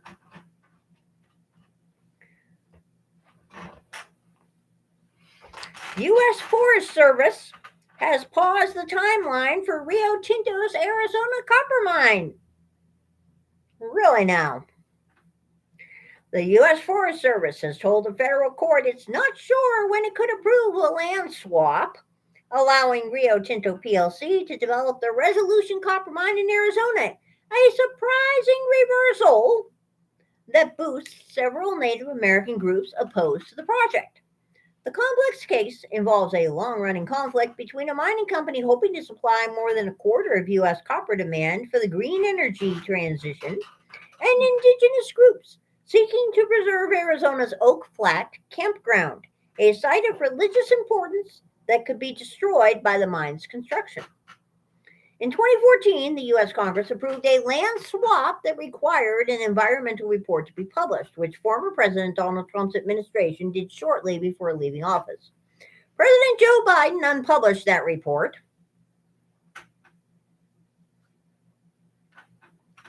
Hold up.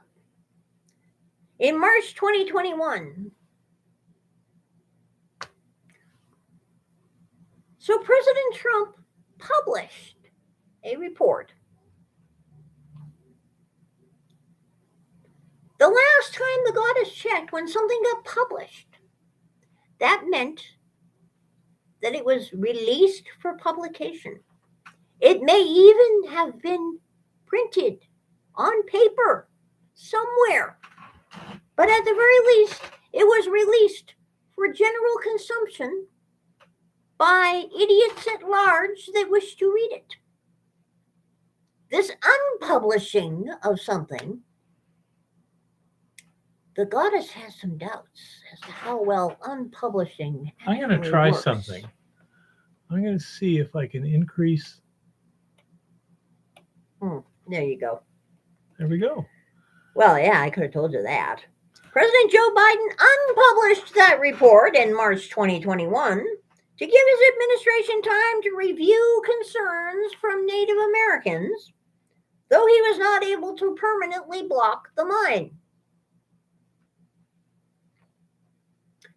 Unpublishing something does not mean it no longer exists.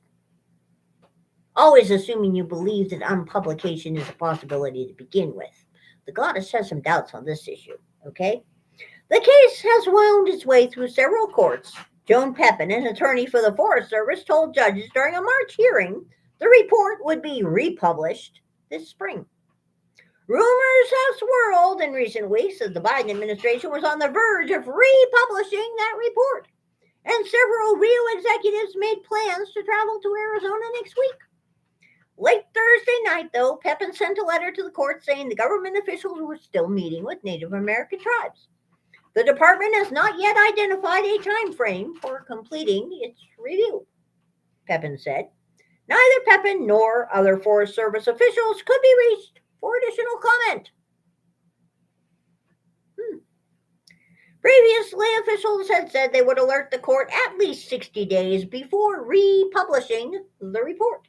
Once republished, officials would have an additional 60 days to transfer the land to Rio Tinto. Rio Tinto said it would continue to try to talk with tribes and believes there is sufficient local support for the mine. Our team is ready to advance the project in collaboration with Native American tribes, local communities, and labor, said Vicky Pesce, general manager of the Resolution Project. BHP Group Limited, which is helping Rio develop the mine, declined to comment. It's quite unusual for the government to have to take back something their attorney told the court under questioning.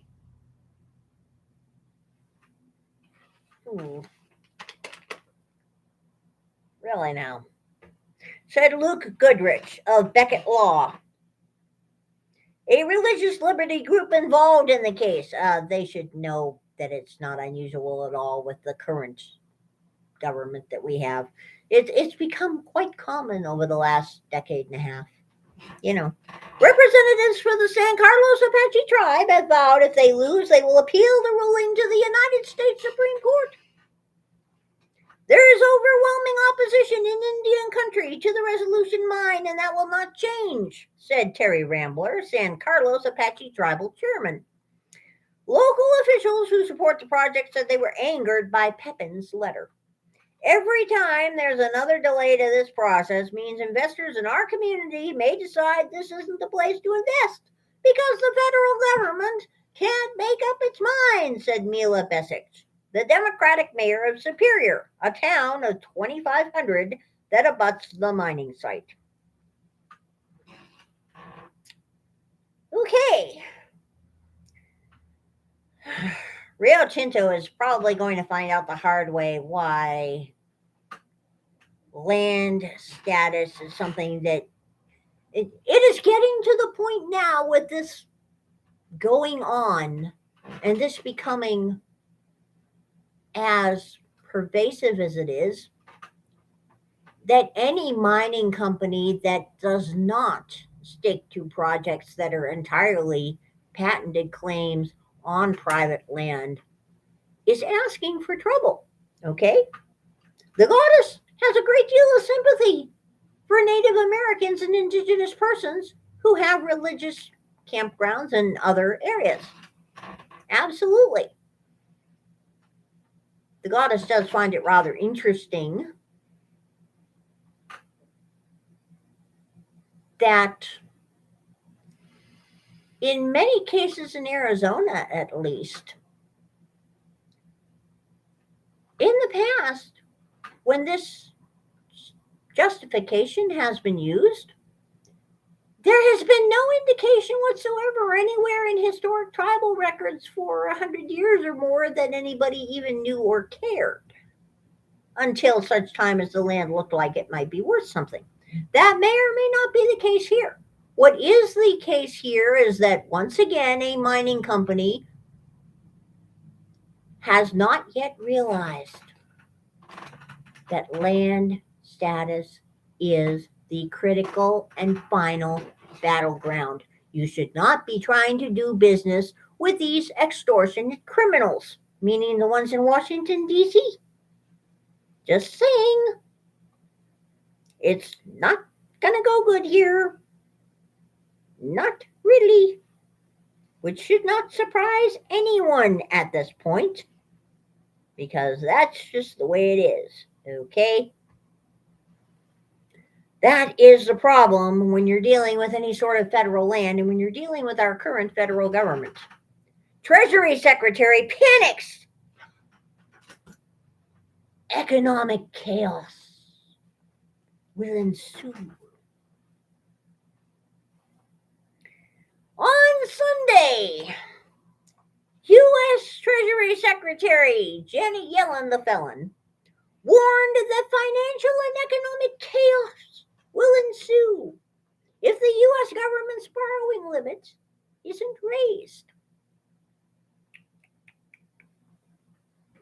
Chaos.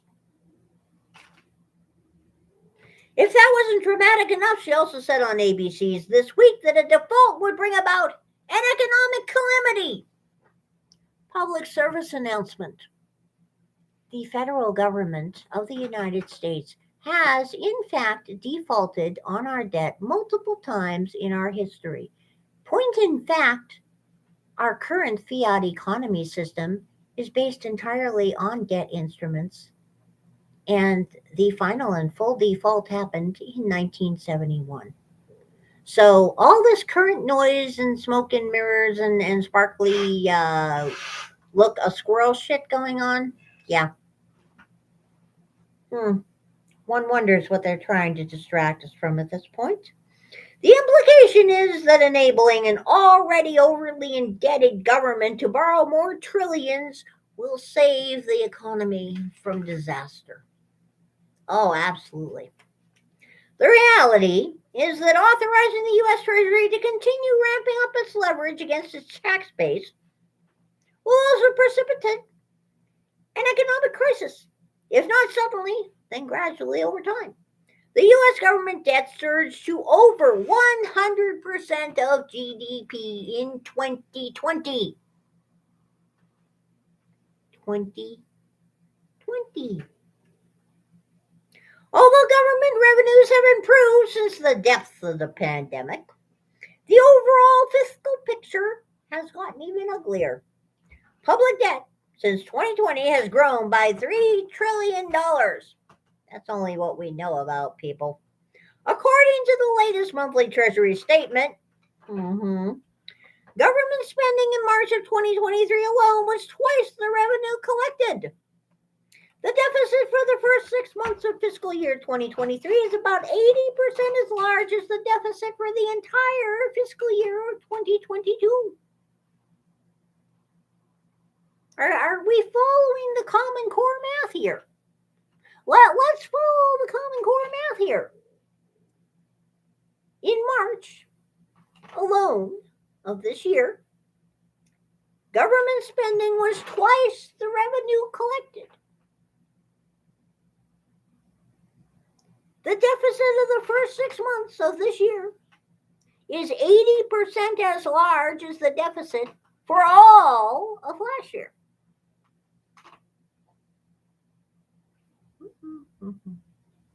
Let's see, and then we multiply by Fibonacci and divide by pi. Carry the 2. Carry the 2 and take the square root of a -1. Yeah, this is going to work out real well, obviously.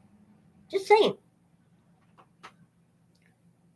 Our mid-year deficit is $1.1 trillion compared to $667 billion at the same point last year.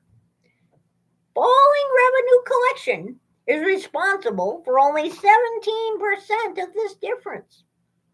The other 83% is overwhelmingly due to excessive and increased spending. Well, no shit, Sherlock. Enabling excessive debt finance spending to continue is no strategy for averting a calamity. It's merely kicking the can down the road in hopes of staving it off a little while longer. Neither Janet Yellen, the felon, nor Chuck Schumer in the Senate, nor Kevin McCarthy in the House have proposed any viable path to paying down what the government owes. Well, of course not. That would entirely be unprecedented and rude, and it probably couldn't even work. Because here is the real question. If your entire fiscal system is based on debt instruments, as in Federal Reserve notes, not real money. And this is a serious question, people. The goddess has been asking this question for a long time and has yet to get a coherent answer to this question. If all of your supposed money and currency is actually debt, then how do you pay down debt in the first place? The goddess wonders about this. Just saying, the goddess wonders about this. Left unspoken in official Washington is the shared assumption that inflation will be the primary tool for managing the otherwise unmanageable debt load. As long as the supply of new Federal Reserve notes keeps expanding at a sufficiently rapid pace, there will always be enough dollars, note the quotation mark there, to service previously accumulated debts. For all of Yellen the felon's histrionics about the threat of default, she knows as well as anyone that the Federal Reserve can always step in to monetize the Treasury directly if needed. She was, after all, the former head of the Federal Reserve. Does Yellen the felon worry that current Fed Chairman Jay Powell might refuse a request for an emergency line of credit? Of course not. She just has to tell him how many trillions to digitally add to the U.S. Treasury account. But she probably does worry rightly that having the central bank bail out the government from default in such an overt manner would send a signal to the world that the U.S. is embarking on hyperinflation. Under a fiat monetary system unconstrained by gold, a sovereign debt default can always be staved off. But what cannot be avoided is the currency crisis that follows from solving the debt crisis. Exactly.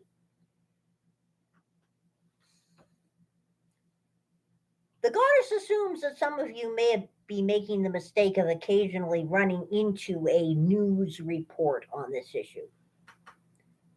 It should be noted that despite the pronouncements of Lord Malarkey and several media talking heads of various types regarding things that will not be paid versus things that will be paid, we're going to go through this real quick. In the ELI 5 category, explain like I'm 5, there's two kinds of money that's circulating out there in federal budget land.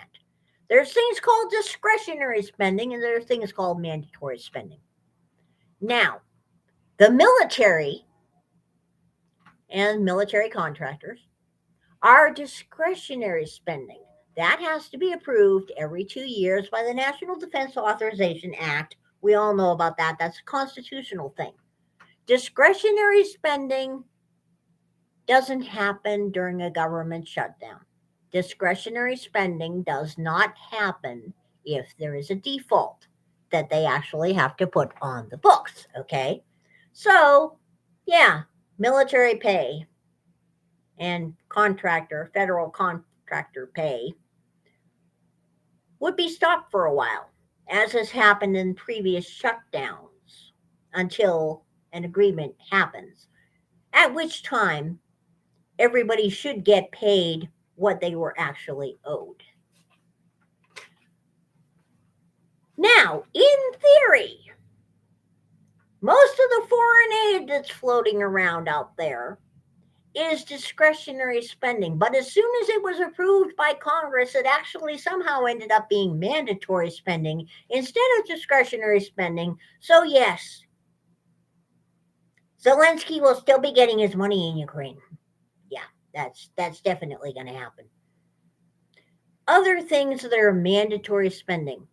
Regular Social Security is mandatory spending. Dude here will still be getting a Social Security check. It may not be the full amount. It may be the bare minimum required by the government formula for his age and the amount of time he worked, but it will show up. Food stamps, Supplemental Nutrition Assistance Program, aka SNAP, is also mandatory spending. So, no, the food stamps don't stop if we default on the debt. Okay? Things that stop if we default on the debt and start up again as soon as we come out of a shutdown and have a new credit line to deal with.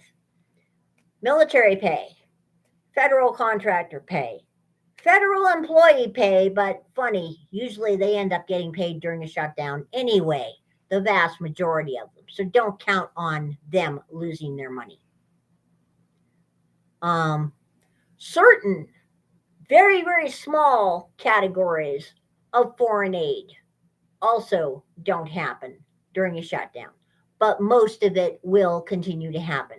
Point in fact, if we actually have a shutdown to go with our debt default, only 13.5% of the federal government stops working. The other half that keeps going will continue to work. As a matter of fact, they'll be getting paid more to keep working. And the part that stops working will be getting paid for all the non-labor they did as soon as the shutdown is over. This is why, on the rare occasion we have a government shutdown to go with our consistent state of defaulthood,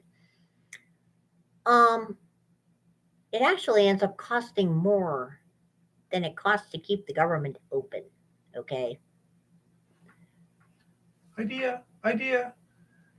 If there's a default, congressmen don't get paid, president doesn't get paid. Unfortunately, they all have to get paid. paid. It's the law, indentured servitude. Don't ask me why it only applies to them and doesn't apply to the military, because I don't understand that either. Okay. But yeah. We can change the law. Actually, I think we should change a whole lot of things. But point in fact, the government has been in a consistent state of default since 1971. If nothing else, our federal government has entirely defaulted on their fiduciary and statutory responsibilities that relate to all forms of responsible fiscal management and fiscal stewardship for this entire period of time. The only thing they're actually arguing about now is how much more shit and how much deeper shit are they allowed to get us in before they face their comeuppance. And we may or may not get a shutdown attached to this. At the moment, the goddess has been watching the back and forth in the Twitterverse on this issue. and in the Reddit verse on this issue, and in the Facebook verse on this issue from afar, since the goddess no longer uses Facebook. The left has decided that Lord Malarkey, aka Joseph Robinette Biden, absolutely must use the 14th Amendment to fix this problem. Spoiler alert, the 14th Amendment has absolutely no relation whatsoever to this problem and has no applicability under this circumstance in the first place. They have also decided that if the Republicans are allowed to force Lord Malarkey to default on the debt, then that should be considered an act of civil war, akin to Fort Sumter or something. And they should all be like tried for treason or arrested, or insurrection's a word that's being thrown around here and there as well. So far, it hasn't picked up steam in the mainstream media, but we'll see what happens in another 8 or 9 days when things get really bad. McCarthy actually had a meeting with Lord Malarkey about an hour and a half ago and claims that some progress has been made. Translation, he's probably looking for a way to sell us out again, which would absolutely be totally and completely expected under the circumstances. The fact that he's held out this long is a little bit bizarre, but he's trying to make it look real good. You know, he's trying to make it look real good. If we do have a shutdown, absolutely nothing that is useful is going to go away. It's going to be like the last shutdown where they make it hurt, where they shut down stuff that does not need to be shut down to deliberately make everybody's lives uncomfortable so that it can all be blamed on the Republicans. And by the way, this is all Trump's fault. 100%. That's what everybody says. Just saying. That's where we are in that regard. So we may have a default, but since we're already defaulted, it's no big deal. We may have a shutdown. Frankly, the goddess would love to see about 90% of our government, the entire 90% that's unconstitutional in the first place, disappear in a cloud of rainbow unicorn-colored smoke in honor of Pride Month. That would be very nice. It would save us a lot of money. I mean, that would be a good thing, you know? And in other news, it is a good thing for ordinary Americans if the U.S. loses reserve currency status. Let's see what this contrarian argument is about here. Earlier this month, Larry Kudlow insisted it's incumbent on the U.S. government, no matter who's in power, to maintain the reserve currency status of the dollar. Kudlow laments that the toppling of a dollar from that perch seems to be the direction we're going in. Oh, really now? Well, derp. Kudlow's remarks came a day after Donald Trump declared China's trying to displace the U.S. dollar as the number one currency, and if that occurs, it would be the biggest defeat for our country in its history, which is technically true. Neither Trump nor Kudlow actually explained why maintaining reserve currency status is so important.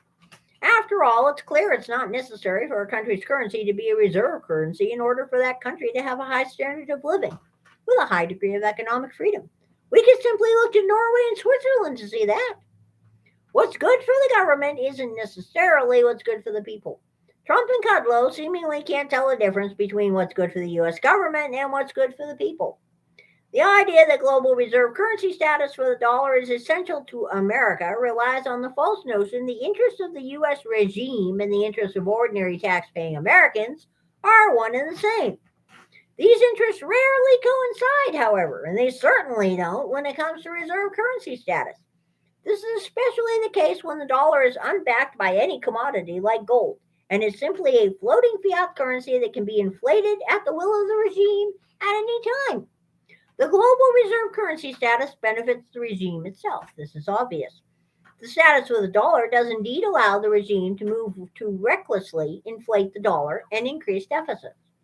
This enhances the U.S. regime's ability to bribe voters with enormous welfare programs and involve the U.S. in a dizzying array of wars that have nothing to do with defending U.S. territory. Coincidentally, we're not even defending U.S. territory these days, so that makes perfect sense. None of this, however, improves the standard of living for Americans who pay the bills.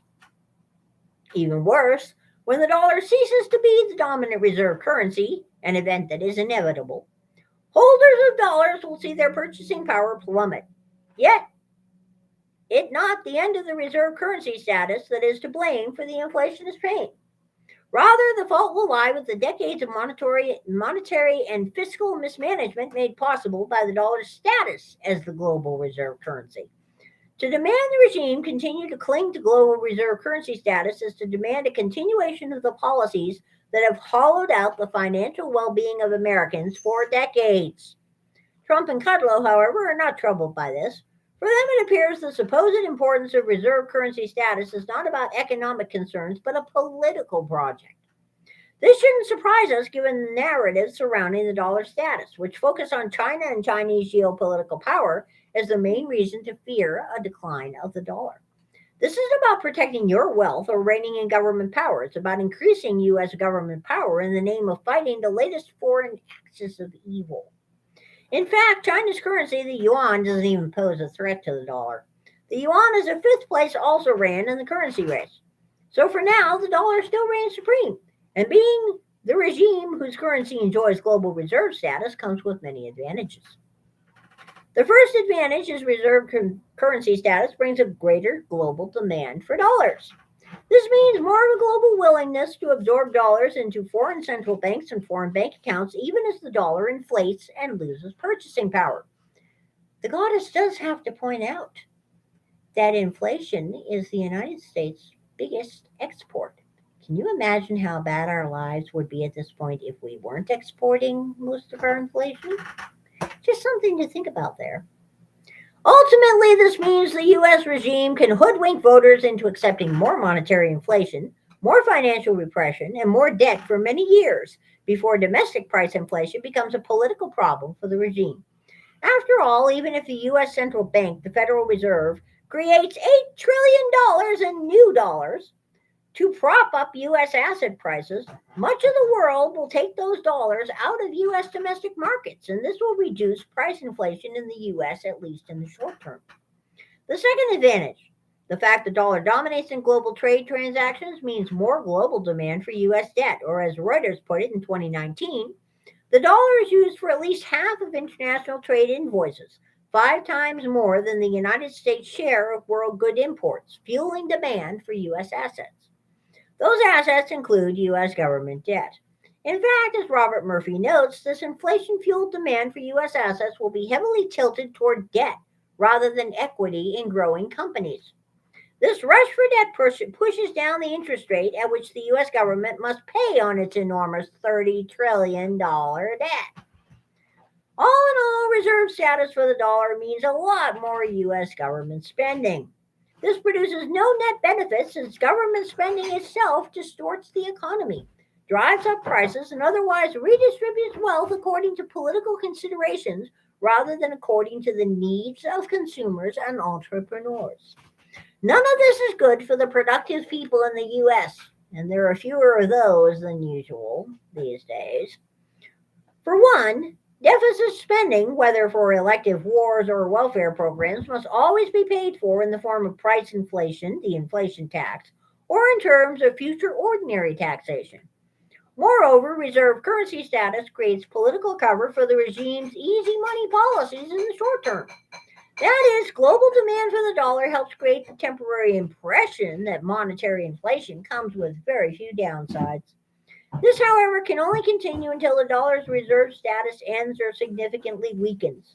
In the meantime, the world will have been flooded with dollars. Reserve currency status, by politically fostering more deficit spending, also harms those parts of the private economy that depend on private investment. As deficit spending increases, the economy is flooded with ever larger amounts of government debt backed by tax dollars. This attracts huge amounts of wealth to government treasuries that otherwise would have gone into private sector investments. All this dollar profligacy has been neither necessary nor advisable, yet maintaining global reserve currency status can help regimes get away with this sort of thing for decades. Often discussion about the dollar's reserve status creates a false dichotomy between total domination of the global monetary system on one hand and complete abandonment of the dollar on the other. A more likely scenario is the dollar will weaken considerably but will remain among the most often used currencies. After all, even after the pound sterling lost its status as reserve currency in the 1930s, it didn't disappear. As a matter of fact, it's worth more than a dollar right now. For example, let's say the US dollar sinks to 40% of all foreign reserves and is only used in 1/3 of all international trade invoices, instead of 1/2, as is now the case. This would not necessarily destroy the dollar or the US economy, but would certainly constrain the regime's ability to pile on another $1 trillion worth of debt without the true costs of that debt becoming abundantly clear. Perhaps more importantly, a world less awash in dollars would mean a world with less demand for US assets, such as US government debt. This means higher interest rates for the US government and less of an ability to finance the welfare warfare state by inflating the currency. Naturally, politicians and pundits, such as Trump and Kudlow, view any threat to this kind of state power as a bad thing. At this point, however, how we feel about it is irrelevant. It's going to happen regardless of our feelings on the matter. The only way it doesn't happen is if the US regime suddenly starts slashing deficits in government spending, embraces a strong dollar policy, and perhaps even anchors the dollar to a commodity like gold. None of these things is going to happen without first experiencing a wake-up call on the level of losing currency reserve status. The good news is such a wake-up call will weaken the US regime, potentially forcing policymakers to embrace a more sane fiscal and monetary policy. Hope springs eternal. The goddess has her doubts on that issue. Just saying. It should be noted, by the way, that the risk list, the list of at-risk banks, is looking scarier and scarier these days. So the goddess shall once again remind thee of the 11th commandment. Thou shalt unbank thyself wholly, lest thy fiat go poof. This is a very good time to be minimizing the amount of exposure you have to potential bank issues. Just saying. Because things are very, very strange right now. The true cost of energy generated from wind turbines. Let's see what we can find out about this.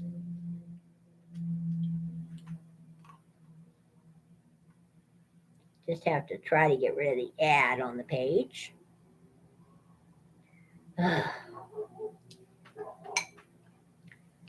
Always a pain in the neck to try to get through an ad.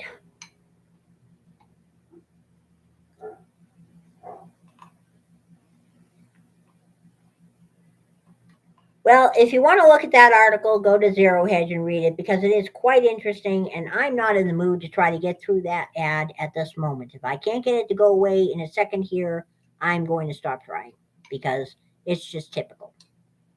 Aha! Claims of wind power being pro-environment often do not consider the damaging effects of these projects can have on wildlife and ecosystems, thus hiding the true costs of such initiatives. Wind power projects can threaten birds that fly within their vicinity and trigger a decline in their population. Well, yeah, it also kills a bunch of them. It can harm marine life due to noise pollution, affect the growth of plants in the region where it's located. Driven by subsidies granted by the federal government, the growth of wind projects has triggered concerns about the cumulative effects they have on the environment. There have been growing protests against wind power projects across the world. In the United States, people have opposed setting up wind turbines in Lake Erie due to concerns about the environmental impact of the project. In New Jersey, protesters asked to pause the development of an offshore wind farm, which they claim has led to dolphins and whales washing ashore. In Norway, climate activist Greta Thunberg has protested against a proposal to build 2 wind farms on the Sami reindeer grazing grounds. The Sami are the only indigenous people recognized within the EU, and say their tradition of herding reindeer will be put in danger due to the wind farms. The blades of wind turbines can be fatal to birds. No shit, Sherlock. When the first commercial wind power plants were established in the United States, they had not considered the impact the project would have on birds and other flying creatures like bats. Last I checked, about 250,000 bats a year die. Not only are birds harmed by colliding with the wind blades, but flying bats are affected by changes in air pressure resulting from blade rotation. The proliferation of wind turbines is believed to pose a significant danger to the population of golden eagles, which are already said to be in decline in certain regions. An Associated Press analysis found a significant number of eagles were dying, while fewer criminal cases were being pursued, suggesting an international trade-off between bird deaths and implementing of clean power generations. It's interesting how that happens. They're rolling over backwards for the wind companies, said Mike Lockhart, former U.S. Fish and Wildlife Service biologist. I think they're killing a hell of a lot more eagles than they ever anticipated. Dozens of permits for wind projects that are either approved or pending are estimated to result in around 6,000 eagles getting killed off over multiple decades. Higher than that. 2013 paper estimated the mean annual bird deaths in the United States to be 234,000. With roughly 50,000 megawatts of installed capacity in the country, this comes to around 4.68 bird deaths per megawatt. So math is specious, not just racist. Okay. The Biden administration has set a target of deploying 30,000 megawatts of offshore capacity by 2030. At 4.68 bird deaths per megawatt, this would result in an additional 140,000 birds dying annually. The installation of wind turbines, as well as the noise created by their operation, has a harmful effect on whales. Last year, an official from the National Oceanic and Atmospheric Administration's Northeast Fisheries Science Center warned against setting up wind projects off the coast of New England because it threatens the population of white right whales in the region. In 2011, there were about 478 of these creatures, a number that came down to 350 in 2022. In January, Representative Jeff Van Drew, Republican, New Jersey, demanded an end to offshore wind activity in New Jersey after an unprecedented number of whales washed ashore in the region. Wind projects alter the habitats where they're located, changing vegetation and other landscape features of the region. Setting up a wind farm necessitates the creation of open spaces. Vast open spaces tend to raise the speed of wind. Really now? Such minute changes can result in an uptick in temperatures and a reduction in humidity levels. Well, no shit, Sherlock. Higher temperatures at night can cause plants to release more CO2 than usual. This carbon dioxide is essential for the growth of plants. By releasing the CO2, plant growth can get affected. In farming areas where wind turbines are established, this would mean lower crop yields. In 2018, a study found wind power can impact the climate by altering the atmospheric boundary layer. We find generating today's U.S. electricity demand with wind power could warm the continental U.S. surface temperatures by 0.24 degrees Celsius. Oh dear. Warming effect was found to be strongest at night, with the nighttime warming effect observed at 28 operational U.S. wind farms. A study from 2010 discovered impacts from wind turbines on surface meteorological conditions are likely to affect agricultural practices as well as communities living in residential areas around the farms. So there you have it. We're finally beginning to see some science, such as it is, on the issue of wind turbines. The goddess's number one beef when it comes to all of these so-called green shit, whether it's the electric vehicles, the wind turbines, or the solar panels, is that none of it is actually green. Now, if they start talking nuclear, then we can start having a conversation. The goddess is a big fan of nukes. The goddess is not a big fan of green shit that cannot be effectively recycled, which includes those huge wood turbines, as a matter of fact. And in other news, gold closed at $1,960.80 and silver at $23.50 on the day. We can expect that to continue for a little while. Though, as this whole debt ceiling thing and this default thing gets closer to the 10-day mark, 10 days down the road here, we should see more challenging getting over those two humps again. $25 for silver, $2,000 for gold, and staying there. In the meantime, get yourself unbanked.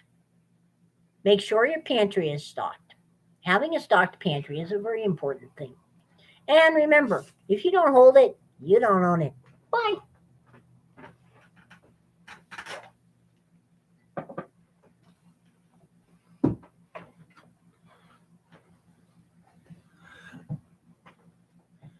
Let's see. Now I should be able to scroll this back down a little bit.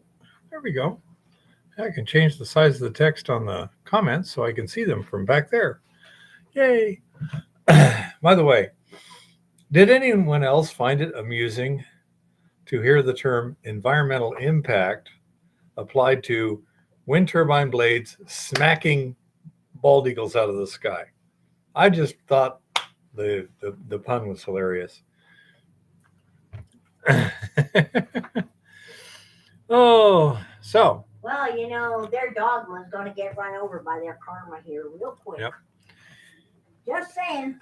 Anyhow, so I suppose a quick reiteration of what happened this week for everyone who came in late, although most of the people I see have been here most of the day.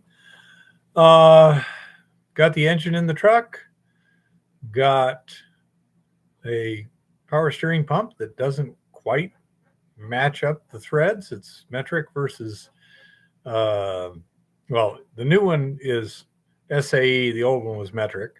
So I'm still working on a few little things and before it's operational, but the engine is installed, fired up, ran, transmission worked. They put it forward, reverse, and everything, and it caught gears solidly, and everything seems to be fine. Just got to get a power steering pump on it. That truck doesn't drive well without power steering. So we got that. We had a wonderful visit. The family, everybody got along well. We had a good time. And most of the people, except for Will, got to go fishing a fair amount. Will was turning wrenches. Hey, Adam, how's it going? Let's see. I saw that, honey bunny. Thank you. I was kind of monitoring your guys' conversation. I want to thank both of you for being civilized and polite and everything. And I appreciate it. People are going to disagree, but that doesn't mean you have to be disagreeable. And that's, that's important for a civilization to function. Oh, and besides this, I think it was Kodak was saying, it's when I'm wrong that I learn, and I agree. It's occasional, but there's times where I have transformative moments where I realize the world is not like I thought it was. And it's a little disconcerting, but then it's also, inspiring. It's like, wow, there's something new here. Cool. Anyhow, we're getting the mill set up. Got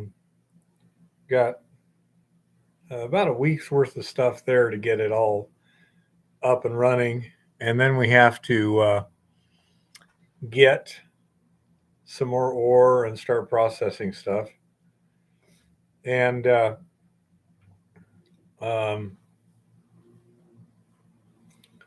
other thing that I find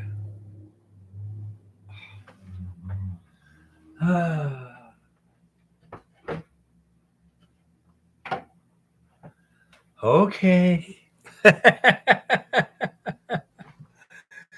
So, anyhow, let's say we got a lot of things. What can we expect this summer on our projects? First of all, we got at least another couple trips out to Montana Bee. We got a dump to finish cleaning up, which is quick material there and giving us some room. Then we got to try and finish sinking the decline to the 40-foot level and connecting up there. And once we have that, maybe do a little bulk-ish sampling a little further down. If the ore grade does not pick up, we are going to have to suspend production operations at Montana Bee due to lack of profitability.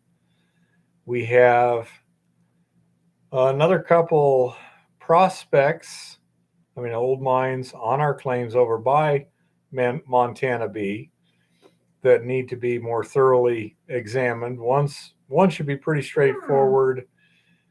There's another one there that may get a little sketchy. We'll have to see. Well, that's interesting. What? Apparently, one of our elected senators that was given the satellite phone Yeah. was told that they were given their satellite phones. Only 50 of them got satellite phones. Yeah. In case of a disruptive event. So her question was, if the disruptive event is no big deal, why do we need the phones in the first place? Yep. We've all experienced power outage. No, it's not so much we've set a limit as a limit, Honey Bunny. It's a matter that we should have already been into a particular grade of ore right now, according to the initial sampling. All of our calculations were based on that. Could be, Honey Bunny. And we are running less than half of the grade that we had anticipated. And that means it is not profitable. And the purpose is not to get exercise. The purpose is to have a profitable gold mine. Well, one of the most important things in gold mining is walking away if it doesn't work. Hey, Lars, how's it going? The problem with that, Brian, is the cost is substantial for that, whereas it's pretty easy to. How big is the mine? Like it was. No, there is another decline that's in a different structure. That if we were to continue sinking along that, we might be able to find where that structure widens out again. That would be an area where drilling ahead might be pretty useful. But there's, let's say, another decline 1,200 feet down the ridge, and nice one, Tricky, that we need to get deeper into and see what they were doing. The samples from near surface were interesting grades, but it's clear that they have opened up the workings where I stopped sampling. The reason I stopped sampling was because there was an apparent brow just below me, and I was by myself, and climbing up over a brow can be challenging, and I didn't want to go down below there without knowing how to get that I was going to get back out, or that somebody could call for help if needed. So, just out of an abundance of caution, I stopped sampling at that depth. It was 40 feet from surface. Looks to me like there's definitely, if I can kind of diagram it a little bit here, you have a decline here from surface. It's very consistent. in size and shape. Well, actually, it's probably a little taller, but not much more than wide. And then down here, it does this, and it gets wider. It turns from that to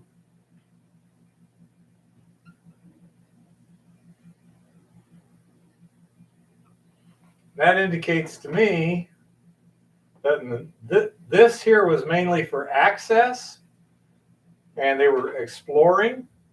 There are a couple little cutouts where they had cross structures that they tested but never advanced very far on. And then here they opened up. This to me indicates they were mining. Okay. This is exploration to my eye. This is mining to my eye. And because I could not tell safely what happens right here, I just played it safe. Now, it could be that it does that, in which case, piece of cake. On the other hand, if it does this, then I've got a real problem going down there by myself. So we just have to check it out. There's another mine on the other side of the ridge, a little further to the north. That's a bit of a mess. And I really, looking at that, it's like, boy, I'm not exactly sure how to do this safely. So that one has also been left to for future exploration, since we were looking at Montana B. And there's even another one between the two, right at the top of the ridge, that's got one decline that I was able to access without a problem, although we never really got any good samples. The other one's more like a vertical shaft. It's got an unstable collar, and I have no idea what's down in there. Smoke's not bad up here at this time, Adam. Last week it got pretty bad. And so we got that. We also got all this work to do up at Montana. I mean, on the top of the hill thing, we have several weeks of exploration to even get any kind of an idea what we've got on surface there. And then we've got Jeff Kablock is supposed to be here in August, and he wants to give us about 10 tons of dump. And that would, how many meters need to be rehabilitated? In the one I'm showing you there, nothing needs to be rehabilitated. I just need a safety person with me. In the other ones, I really have too little information to even evaluate that, because in order to get close enough to really see what's going on, I have to, take a rope, set an anchor, and use rappelling gear just to even examine it. Holy shit. So I couldn't even make an estimate. Probably not a huge amount, but I don't know how much. When it comes to the top of the, can you turn that down just a little bit? When it comes to the top of the hill claim, there should be no rehabilitation there. It's just going to be pit and channel sampling on surface. Not sure how deep the soils are everywhere, but in most, the soils seem to be only a foot or two deep. And of those, most of them seem to be, to a great extent, decomposed bedrock. So we need to, we're going to need at least a couple of weeks there just to get an idea what the heck's going on. Wouldn't be surprised if it was substantially more than that. And then, let's say, with Jeff wanting to hand us about 10 tons of 1 ounce to the ton That's dump scary. material, that also gives me, I mean, now I have to set up a gravity separation circuit. Yeah, it's true, honey bunny. And so that's more work out at the mill getting stuff done. So I say we have a lot of stuff to do this summer. We also have the Dave Van gave me a sample from a mine he's got down about I don't know, 100 miles south of here, roughly 7,500 miles. And we have to test that. He says the structure there is about 10 feet thick. So we'll see how it is. We've got, theoretically, there's some videographers coming over in this area that may want to do a couple of days of shooting with us on something. So we'll have to see there. If we run out of stuff to do, then I've got to get a hold of Max and see about going over to Anacortes and picking up the what do they call that kind of furnace? Muffle furnace that he's got a spare muffle furnace over there. And I say, we've got all kinds of stuff to do. So I'm really excited. And it was frustrating that winter lasted so long that we couldn't get a lot of this stuff done beforehand. Even now, we've been having some serious rains the last couple of days. So the weather has been less than ideal for certain things.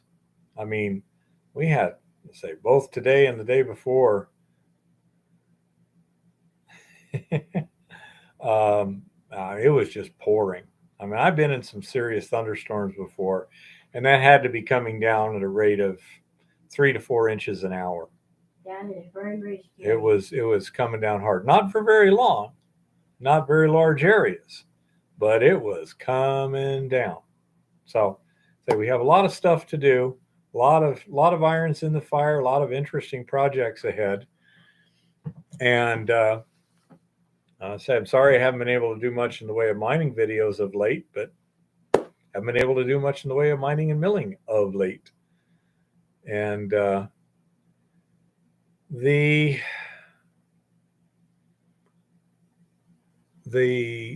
resin that we stripped and attempted to reactivate, we did a test yesterday. We took samples. We put samples in the spot test with the reagents, and they should be sitting there on the tabletop when we get back out to the mill. The results should be there, and we'll have a good idea. If we can regenerate the resins effectively, then I'll need to set up a little regeneration setup. If we can't, then we'll just have to go with plan A, which is to just use it once and use fresh stuff. But we will have to see how that works out. So,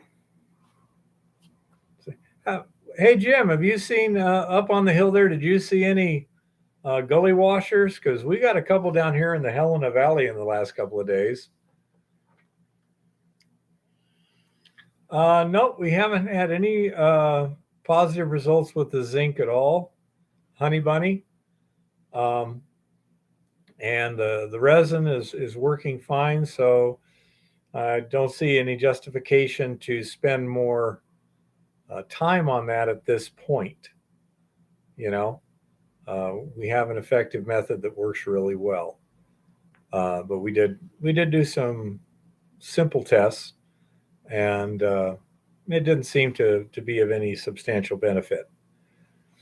So let's say we have a lot of stuff to do, and looking forward to getting into it. And there's Tricky's opinion on the whole situation there. And he's a pretty smart guy and has some experience with that.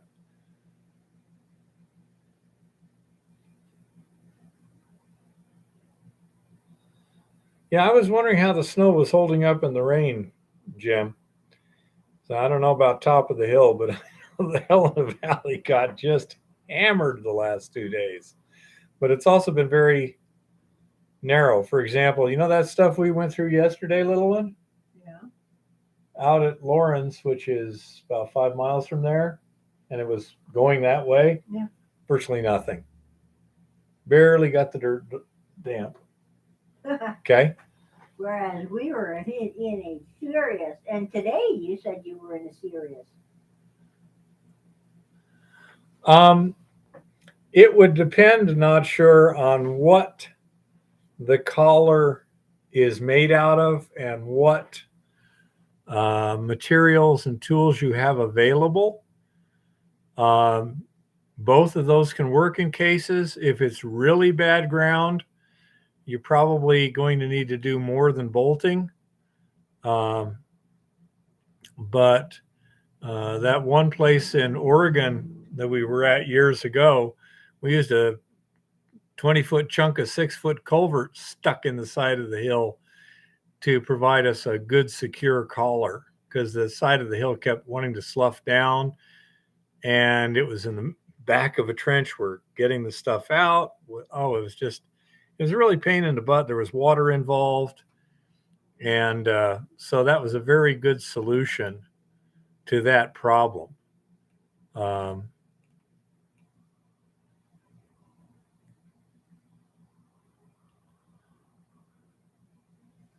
You say the exact optimal solution in your situation would depend on a lot of factors.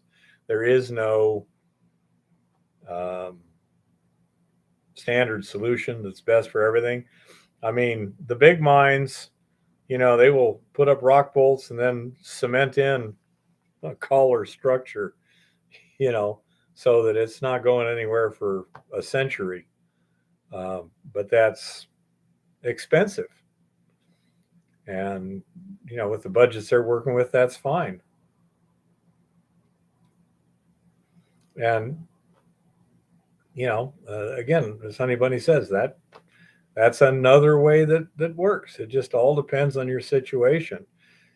Are you collaring it in, say, 3 feet of soil, going through another 5 feet of decomposing bedrock, and then at 10 feet, you're in good solid bedrock?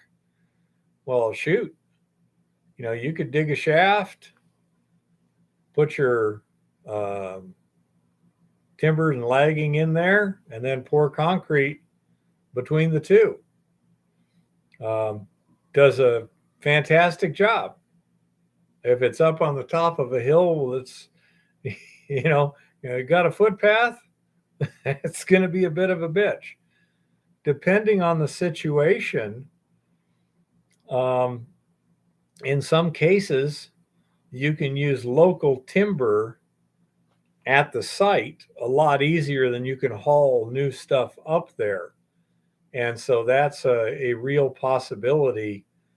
A chainsaw, a couple sharp chains, and a can of gas can do a lot of timber. So you'll have to see.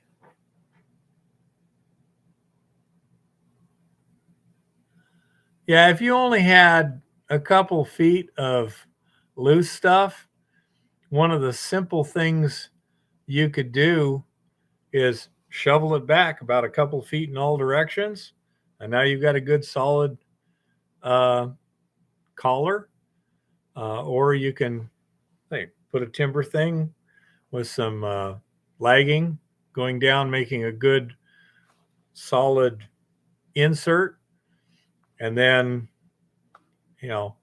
you could use concrete, soil cement, which is basically a lightly mixed concrete with less cement than a real concrete would, but it's a lot more stable than just soil. there's a little bit of way. There's many ways to do it. So say if you've only got a foot or so of loose material, if you just need to get a good safe access as opposed to axis, um, put on a harness, secure off, and a little pick and shovel work, and you should be able to get you a good safe collar to start with. Trim it up so it's flat, lay some timber there if you want, and go from there. You know, so there's just a lot of ways, but if you got that little bit of loose material there, yeah, that's not a problem. I'd go pick and shovel and just kind of clear it back a little bit to start. You know, and then just a little bit of lip to catch any small stuff. Yeah, that shouldn't be too hard to do. And depending on the size of the shaft and the location, again, that might be a classic case where a chainsaw and some dead trees laying around might come in real handy.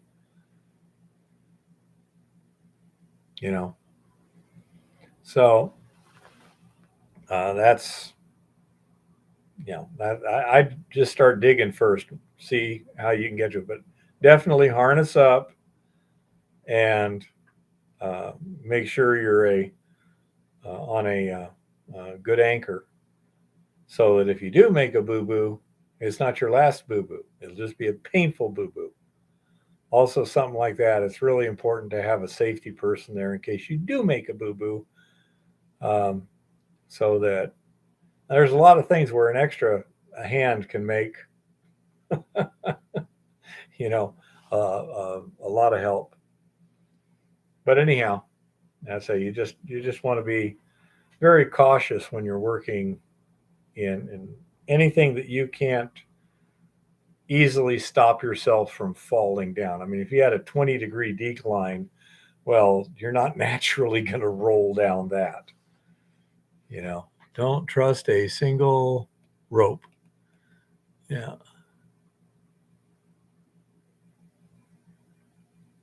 Yep.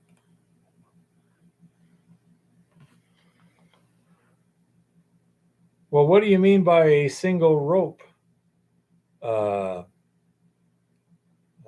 Chris? If you got, say, a 3,000-pound um, rappelling rope tied to a 2-foot diameter tree at the base, wrapped around it, um,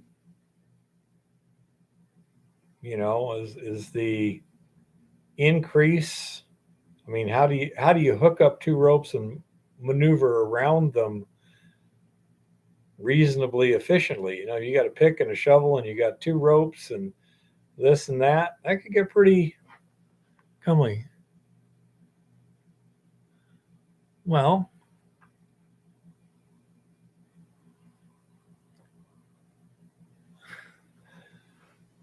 say if you have sharp rocks, I suppose so. I mean, what I'm doing, I usually use a single rope because I'm in a 2-foot wide thing, and I'm not taking a long fall, and I'm basically keeping any significant slack out of the rope, and I'm hooked to a steel ladder track with amazing tensile strength that's attached at least a half a dozen points to the rock itself. So I say I don't see, if I saw a sharp edge, I would certainly take that into account, but I don't recall ever doing that. And when I'm working in the decline too, in most cases, the rope is not absolutely critical. In most cases, it's a help, and it's definitely a safety factor, but it's the sort of thing that if someone were to use proper technique, it wouldn't be that difficult. Definitely, I mean, it wouldn't be that difficult to keep from going down the decline. On the other hand, if you made one mistake, you're going to have a damn tough time stopping. So it would definitely be stupid to do it without a rope. But I say it's one of those things. Twin anchors are good, but it also depends on what your anchor is. For example, at the other decline I was talking about, at the top of that is a BLM grate anchored into the rock with 4 3/4 inch diameter bolts, on, one on each corner, and made out of like 3-inch angle iron, and therefore, you know, it that anchor is not going to go anywhere. But depending is there was one time I was doing an exploration thing where I was using single rope, single anchor, and that was my gut was saying something's wrong here. Let's get back up. I got back up. The anchor had actually shifted a little, so it's like, okay,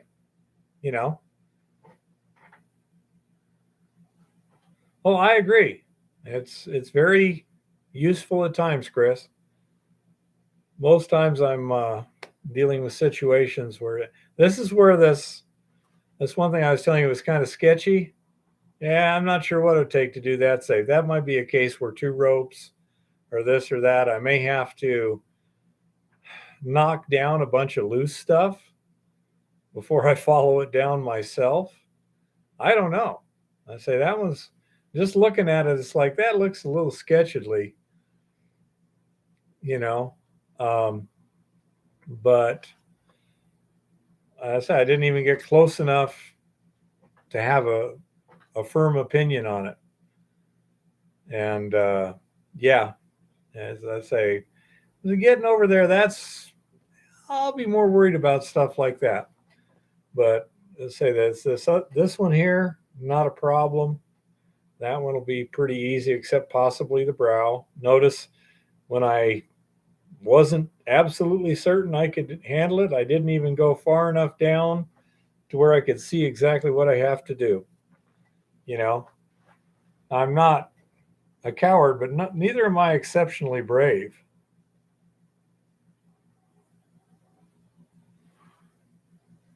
When using ropes for a basic tie-off, should I go beyond just a harness and also use additional devices? I'm not sure exactly what you mean by that. Not sure. The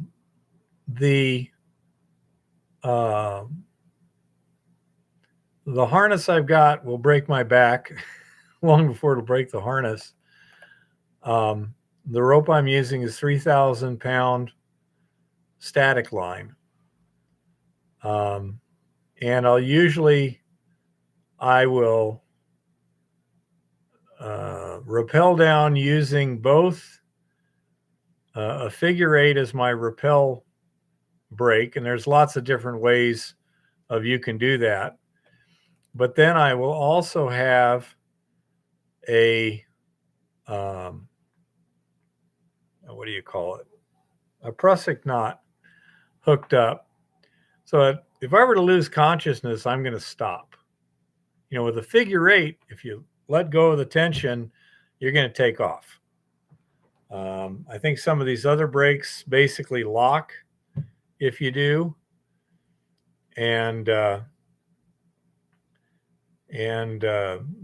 use, for ascending, I use the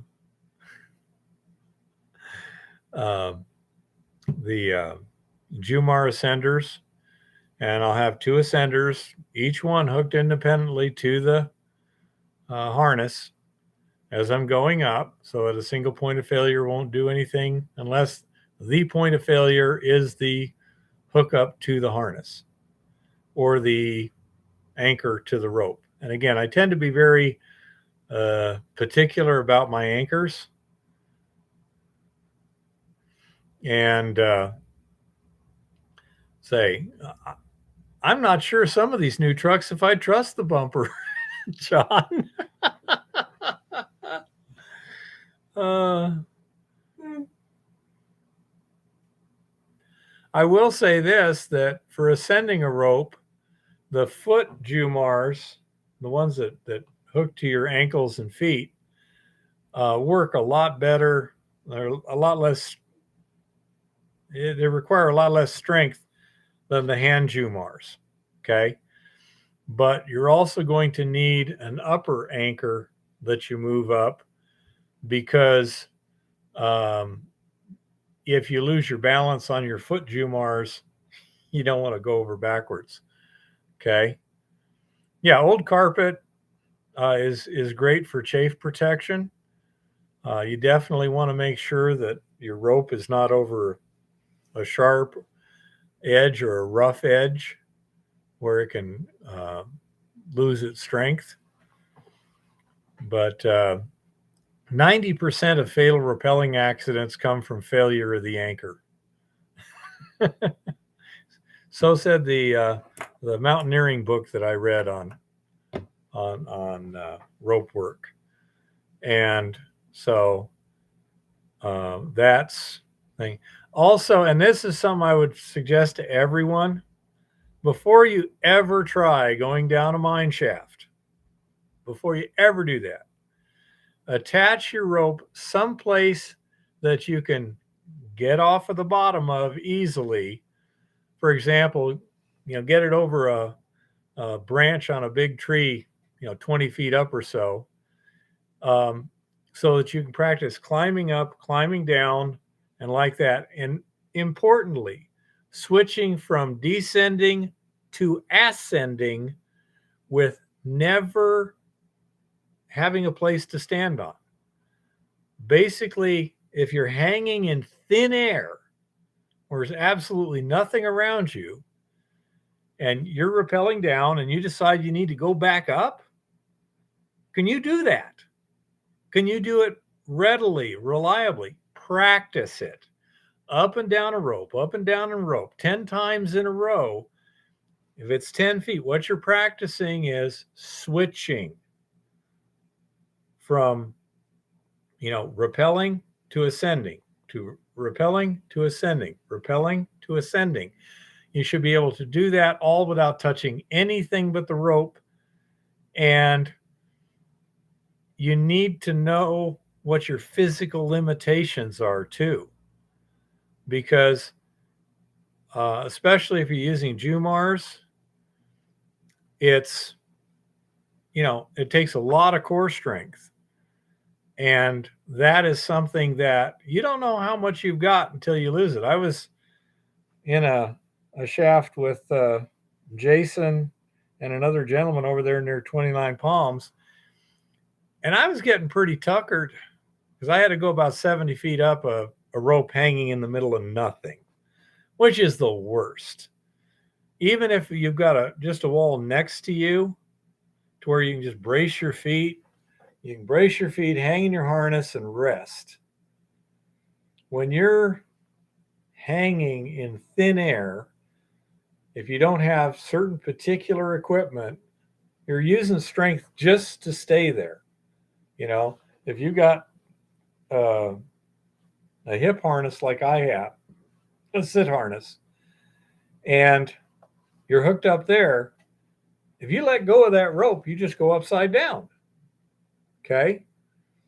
And so you can't just rest, and that is one of the things you need to learn, what it takes and whether you've got what it takes and for how long you have what it takes.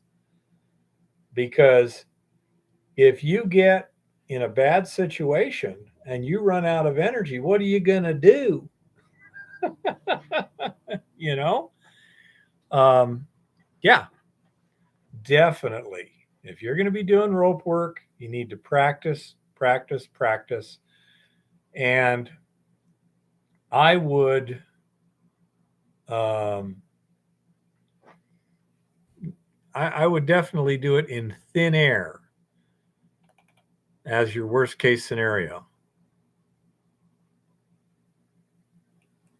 And because the old, the, see now, like Brian is saying, the older I get, the more electric winches I buy. And that's fine. Okay. Got no problem with that unless the winch breaks. Do you have a completely independent method that you've got available to you that uh, is, functional? For example, if you're down a decline, an 80-degree decline, 100 feet that you've lowered yourself down with a winch, and then the winch fails and you have to climb up the safety rope because you've always got a separate rope there. You're being winched down and you have a rappelling rope, as you're running, holding your thumb on the Jumar cam or something as you're going down. So as the winch fails, okay, can you get back up? But this is the important thing. If that's a vertical shaft, that's going to be a lot more effort than a 80-degree decline, because when you're even standing on an 80-degree slope, it's a lot easier than climbing it vertically. And if you can't even get to a wall, like that mine, Ryan's mine down in southern Arizona, you got about 10 feet going down a wall. Now you're free hanging in a stope, and the bottom is 40 to 50 feet down. So you're going to have to ascend free, nothing to touch, for 40 or 50 feet. That is, again, an entirely different situation. You need to practice these situations before you do it for real. Because, once you're down there, one of the different things about rappelling in rock climbing is usually rappelling from the rock, from the top to the bottom. You're climbing to the top. That's the hard part. And then you're rappelling to the bottom. Piece of cake. In mining, you're rappelling from safety into danger, and you have to ascend out. That's a different dynamic entirely. Okay. And so that's why you need to practice. And you may do something and then decide, well, I need to upgrade my gear. This is just not where I need that chest attachment, that sort of thing. And you just need to try that and see. There's one spot I did where it was a water control structure. It was a spillway off of a dam that was never used anymore or whatever. Vertical concrete wall, and attached to the steel handrail. Actually, I was attached to a 2.5-inch diameter solid steel shaft that ran for the gears that raised and lowered the gates. So it had bearings like this and a shaft like this, and that was my anchor. Not worried about that anchor failing. But, that was one of the things that, taught me, okay, it's a little bit different here. Yeah, you want to use actual climbing ropes. The typical thing, if you're going to be rappelling, would be a Kern mantle static line. In other words, it has very, very little stretch. And by kern mantle, it has a woven covering over long fibers in the middle. And as long as that covering is not worn through, the fibers in the middle are completely untouched. And so you haven't, you haven't lost any strength. And as Chris says, it's a lot easier on a static line.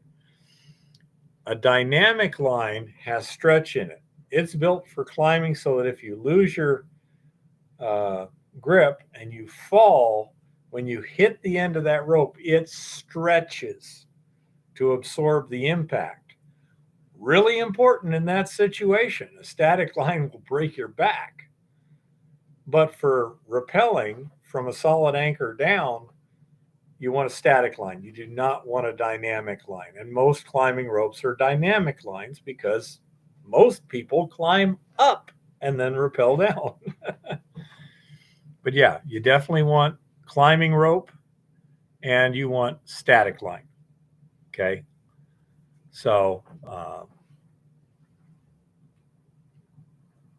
if you had both, yeah, Chris, absolutely. The other thing is, if you're using something like a Jumar or a Prusik, the other one can be a static line too, because you're not going to go very far.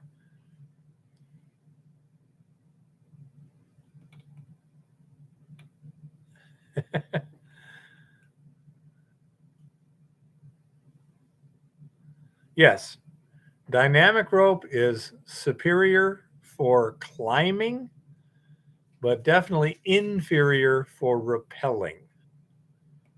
Okay. So, as I say, that's the difference there.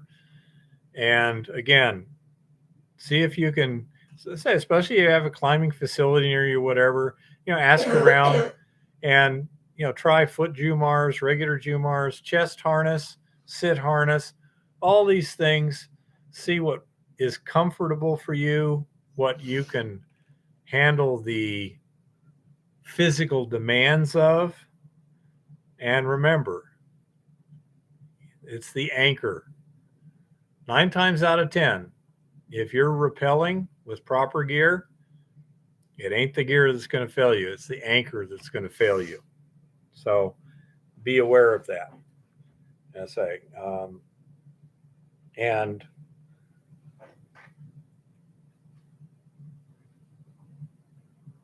I would bet, Jim, yeah, you need to know all your basic knots and stuff too. Something called a Prusik knot is quite helpful. I don't think I have any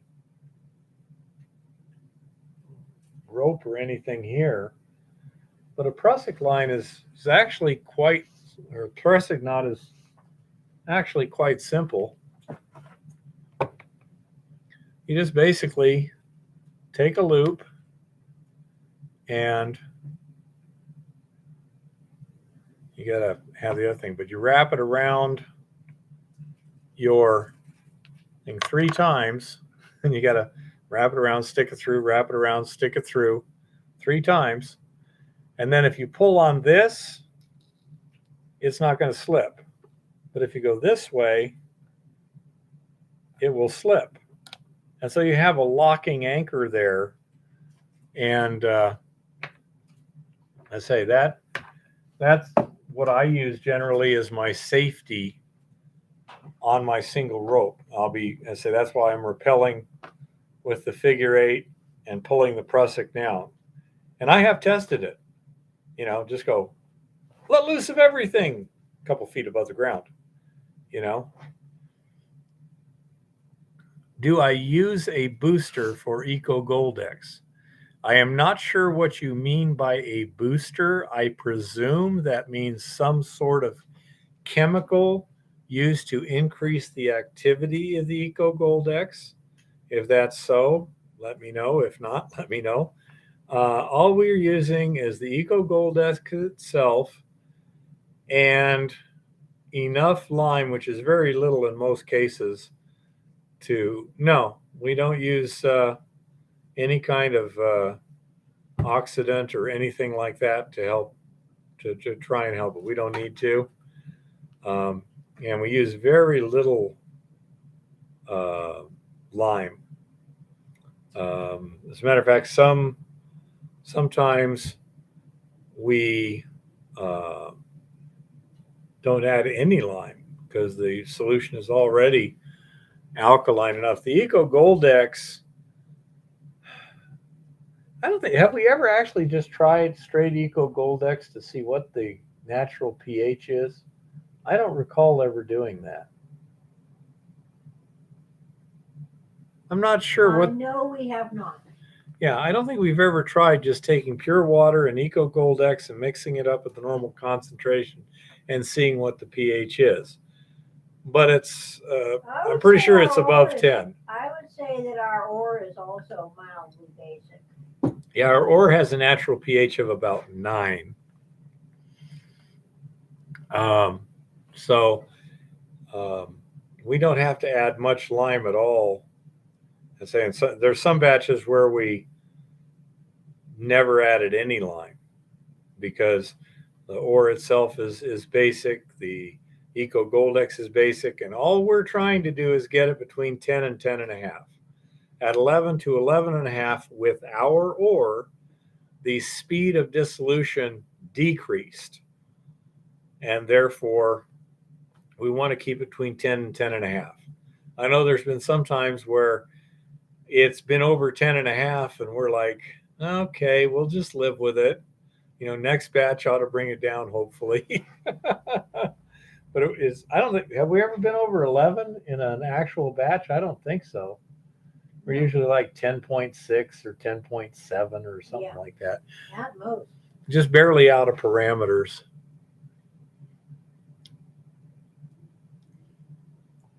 Yeah, so I'm unaware of anything that you can add to the Eco Goldex.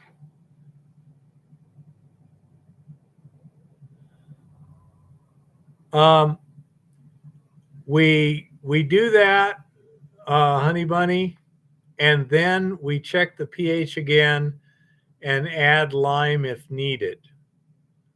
And quite often we need very, very little lime. Like we might add, 2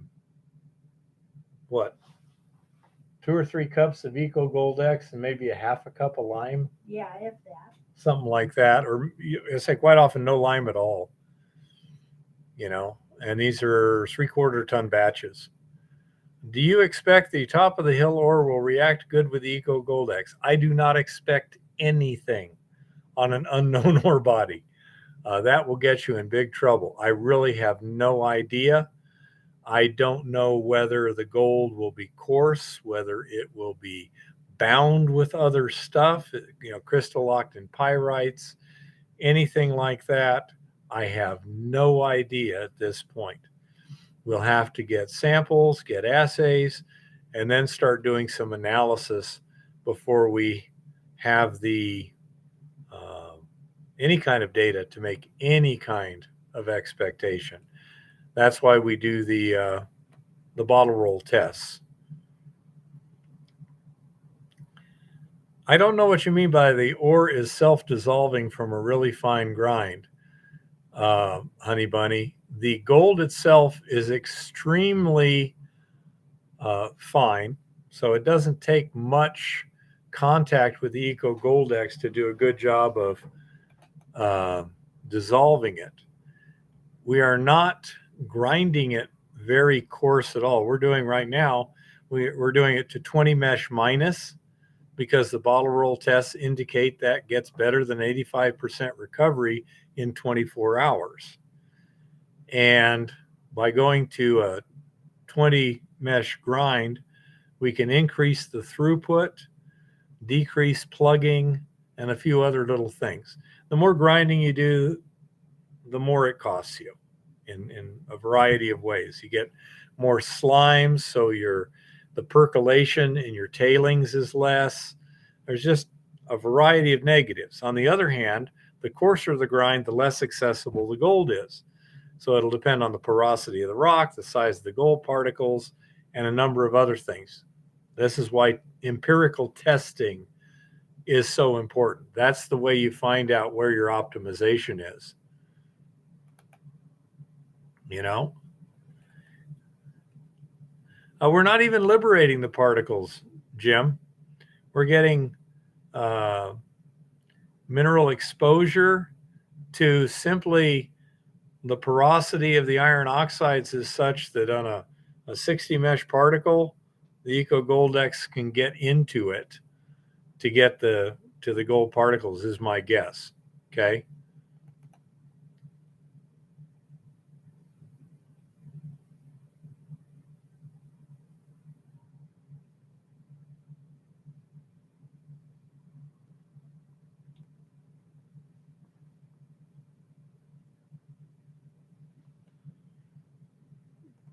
And see there, Tricky's ore is completely incompatible with the Eco Goldex.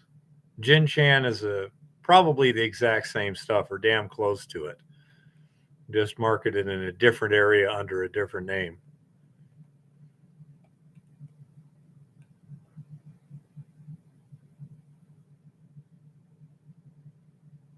It literally dissolves. It's not that noble, honey bunny.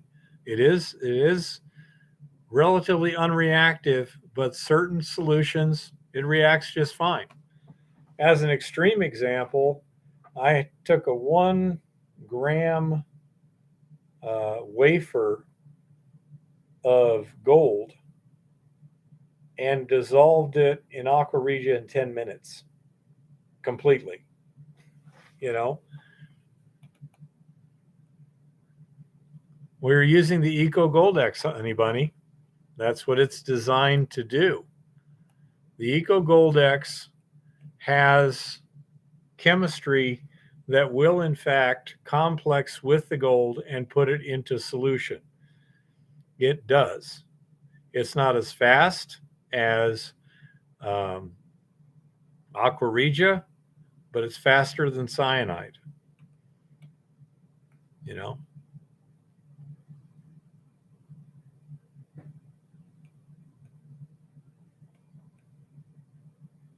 No, we do not use aqua regia in the leaching.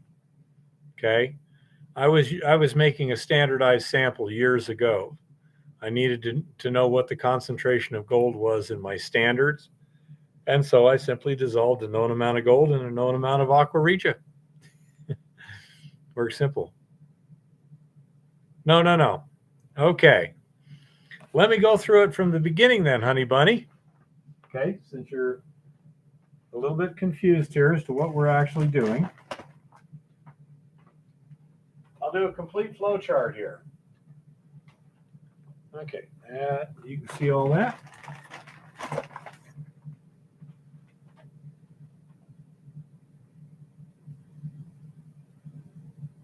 So here we have the mine. The ore is transported to a stockpile. Okay, actually, we haul it in buckets. We keep it in buckets, but the buckets are in a trailer right now. From here, it goes to a jaw crusher. Okay, at this point, it's about a ½ inch minus. From here, it goes to the Stutenroth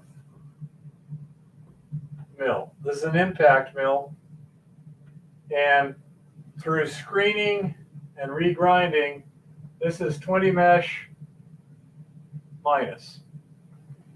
Okay? Now, this goes into a conical bottom tank that's agitated. Could you even read that? Wow. Yeah, that's pretty small stuff here. Let me redo that in something a little easier to.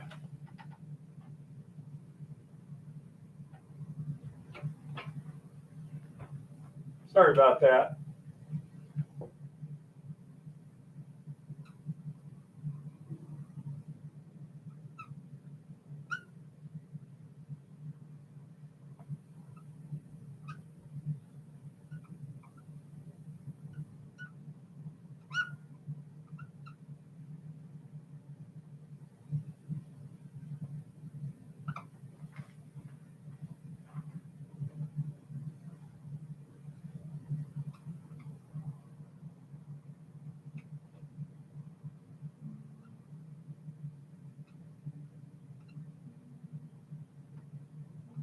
Okay. So we started the mine, the ore goes to a stockpile, goes through a jaw crusher, comes out half-inch minus, goes to the Stutenroth mill, comes out 20 mesh minus. From here, it goes into an agitation tank.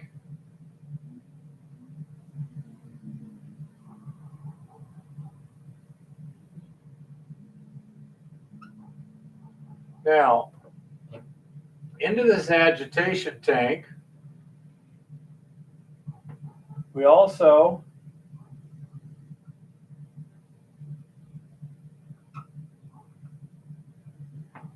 use, this is barren, we add solution. This is Eco Goldex solution. It is not water. And the solution to ore is about 2-to-1 by weight.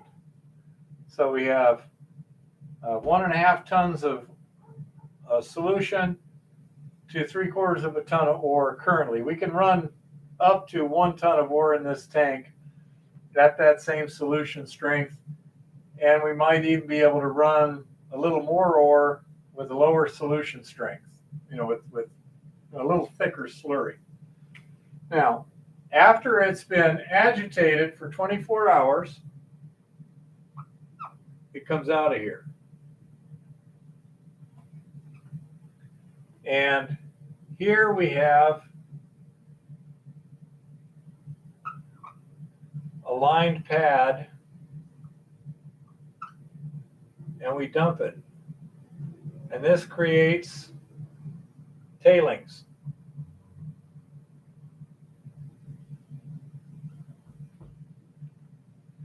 About 85% of our gold has dissolved at this point here. It goes into this tailings pad, and the solution, which has the gold, now called pregnant solution, comes out and is held in a pond. Okay? This solution is then run through a series of resin columns. There's an ion exchange resin like what you'd find in a water softener. Go into this one, comes out, goes into this one, comes out, goes into this one, comes out, goes into this one, and this goes into the barren tank. Okay? So we mine the ore, haul it to a storage, put it through the jaw, pulverize it, mix it with Eco Goldex solution. That dissolves the gold and puts it on the table. Now, any gold that's still not dissolved at this point, it winds up in the tailings, and we keep pouring more Eco Goldex on it over time. This just kind of gets deeper and deeper. The solution with gold in it gets collected in the pregnant pond. This is seriously oversized so that if you have precipitation, it will not overflow your system. We also have covers that minimize the amount of rain that actually gets into the pregnant solution. From there, we pump it through resin. That gets the gold out of solution. Then the resin goes to the stripping solution circuit, where we actually recover the gold.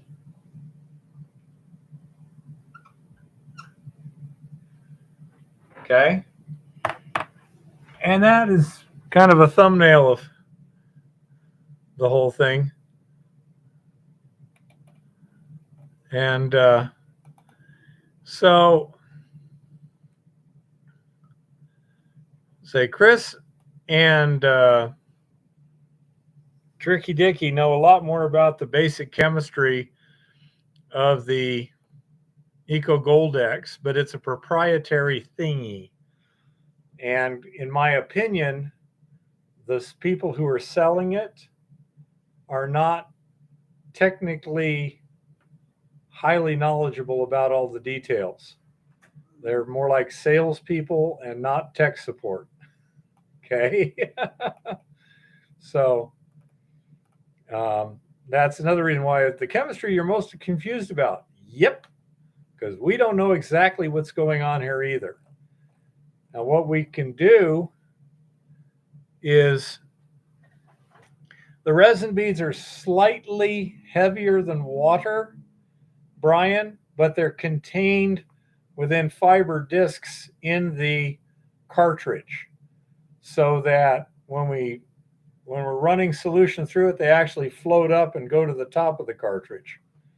Okay, but I say what.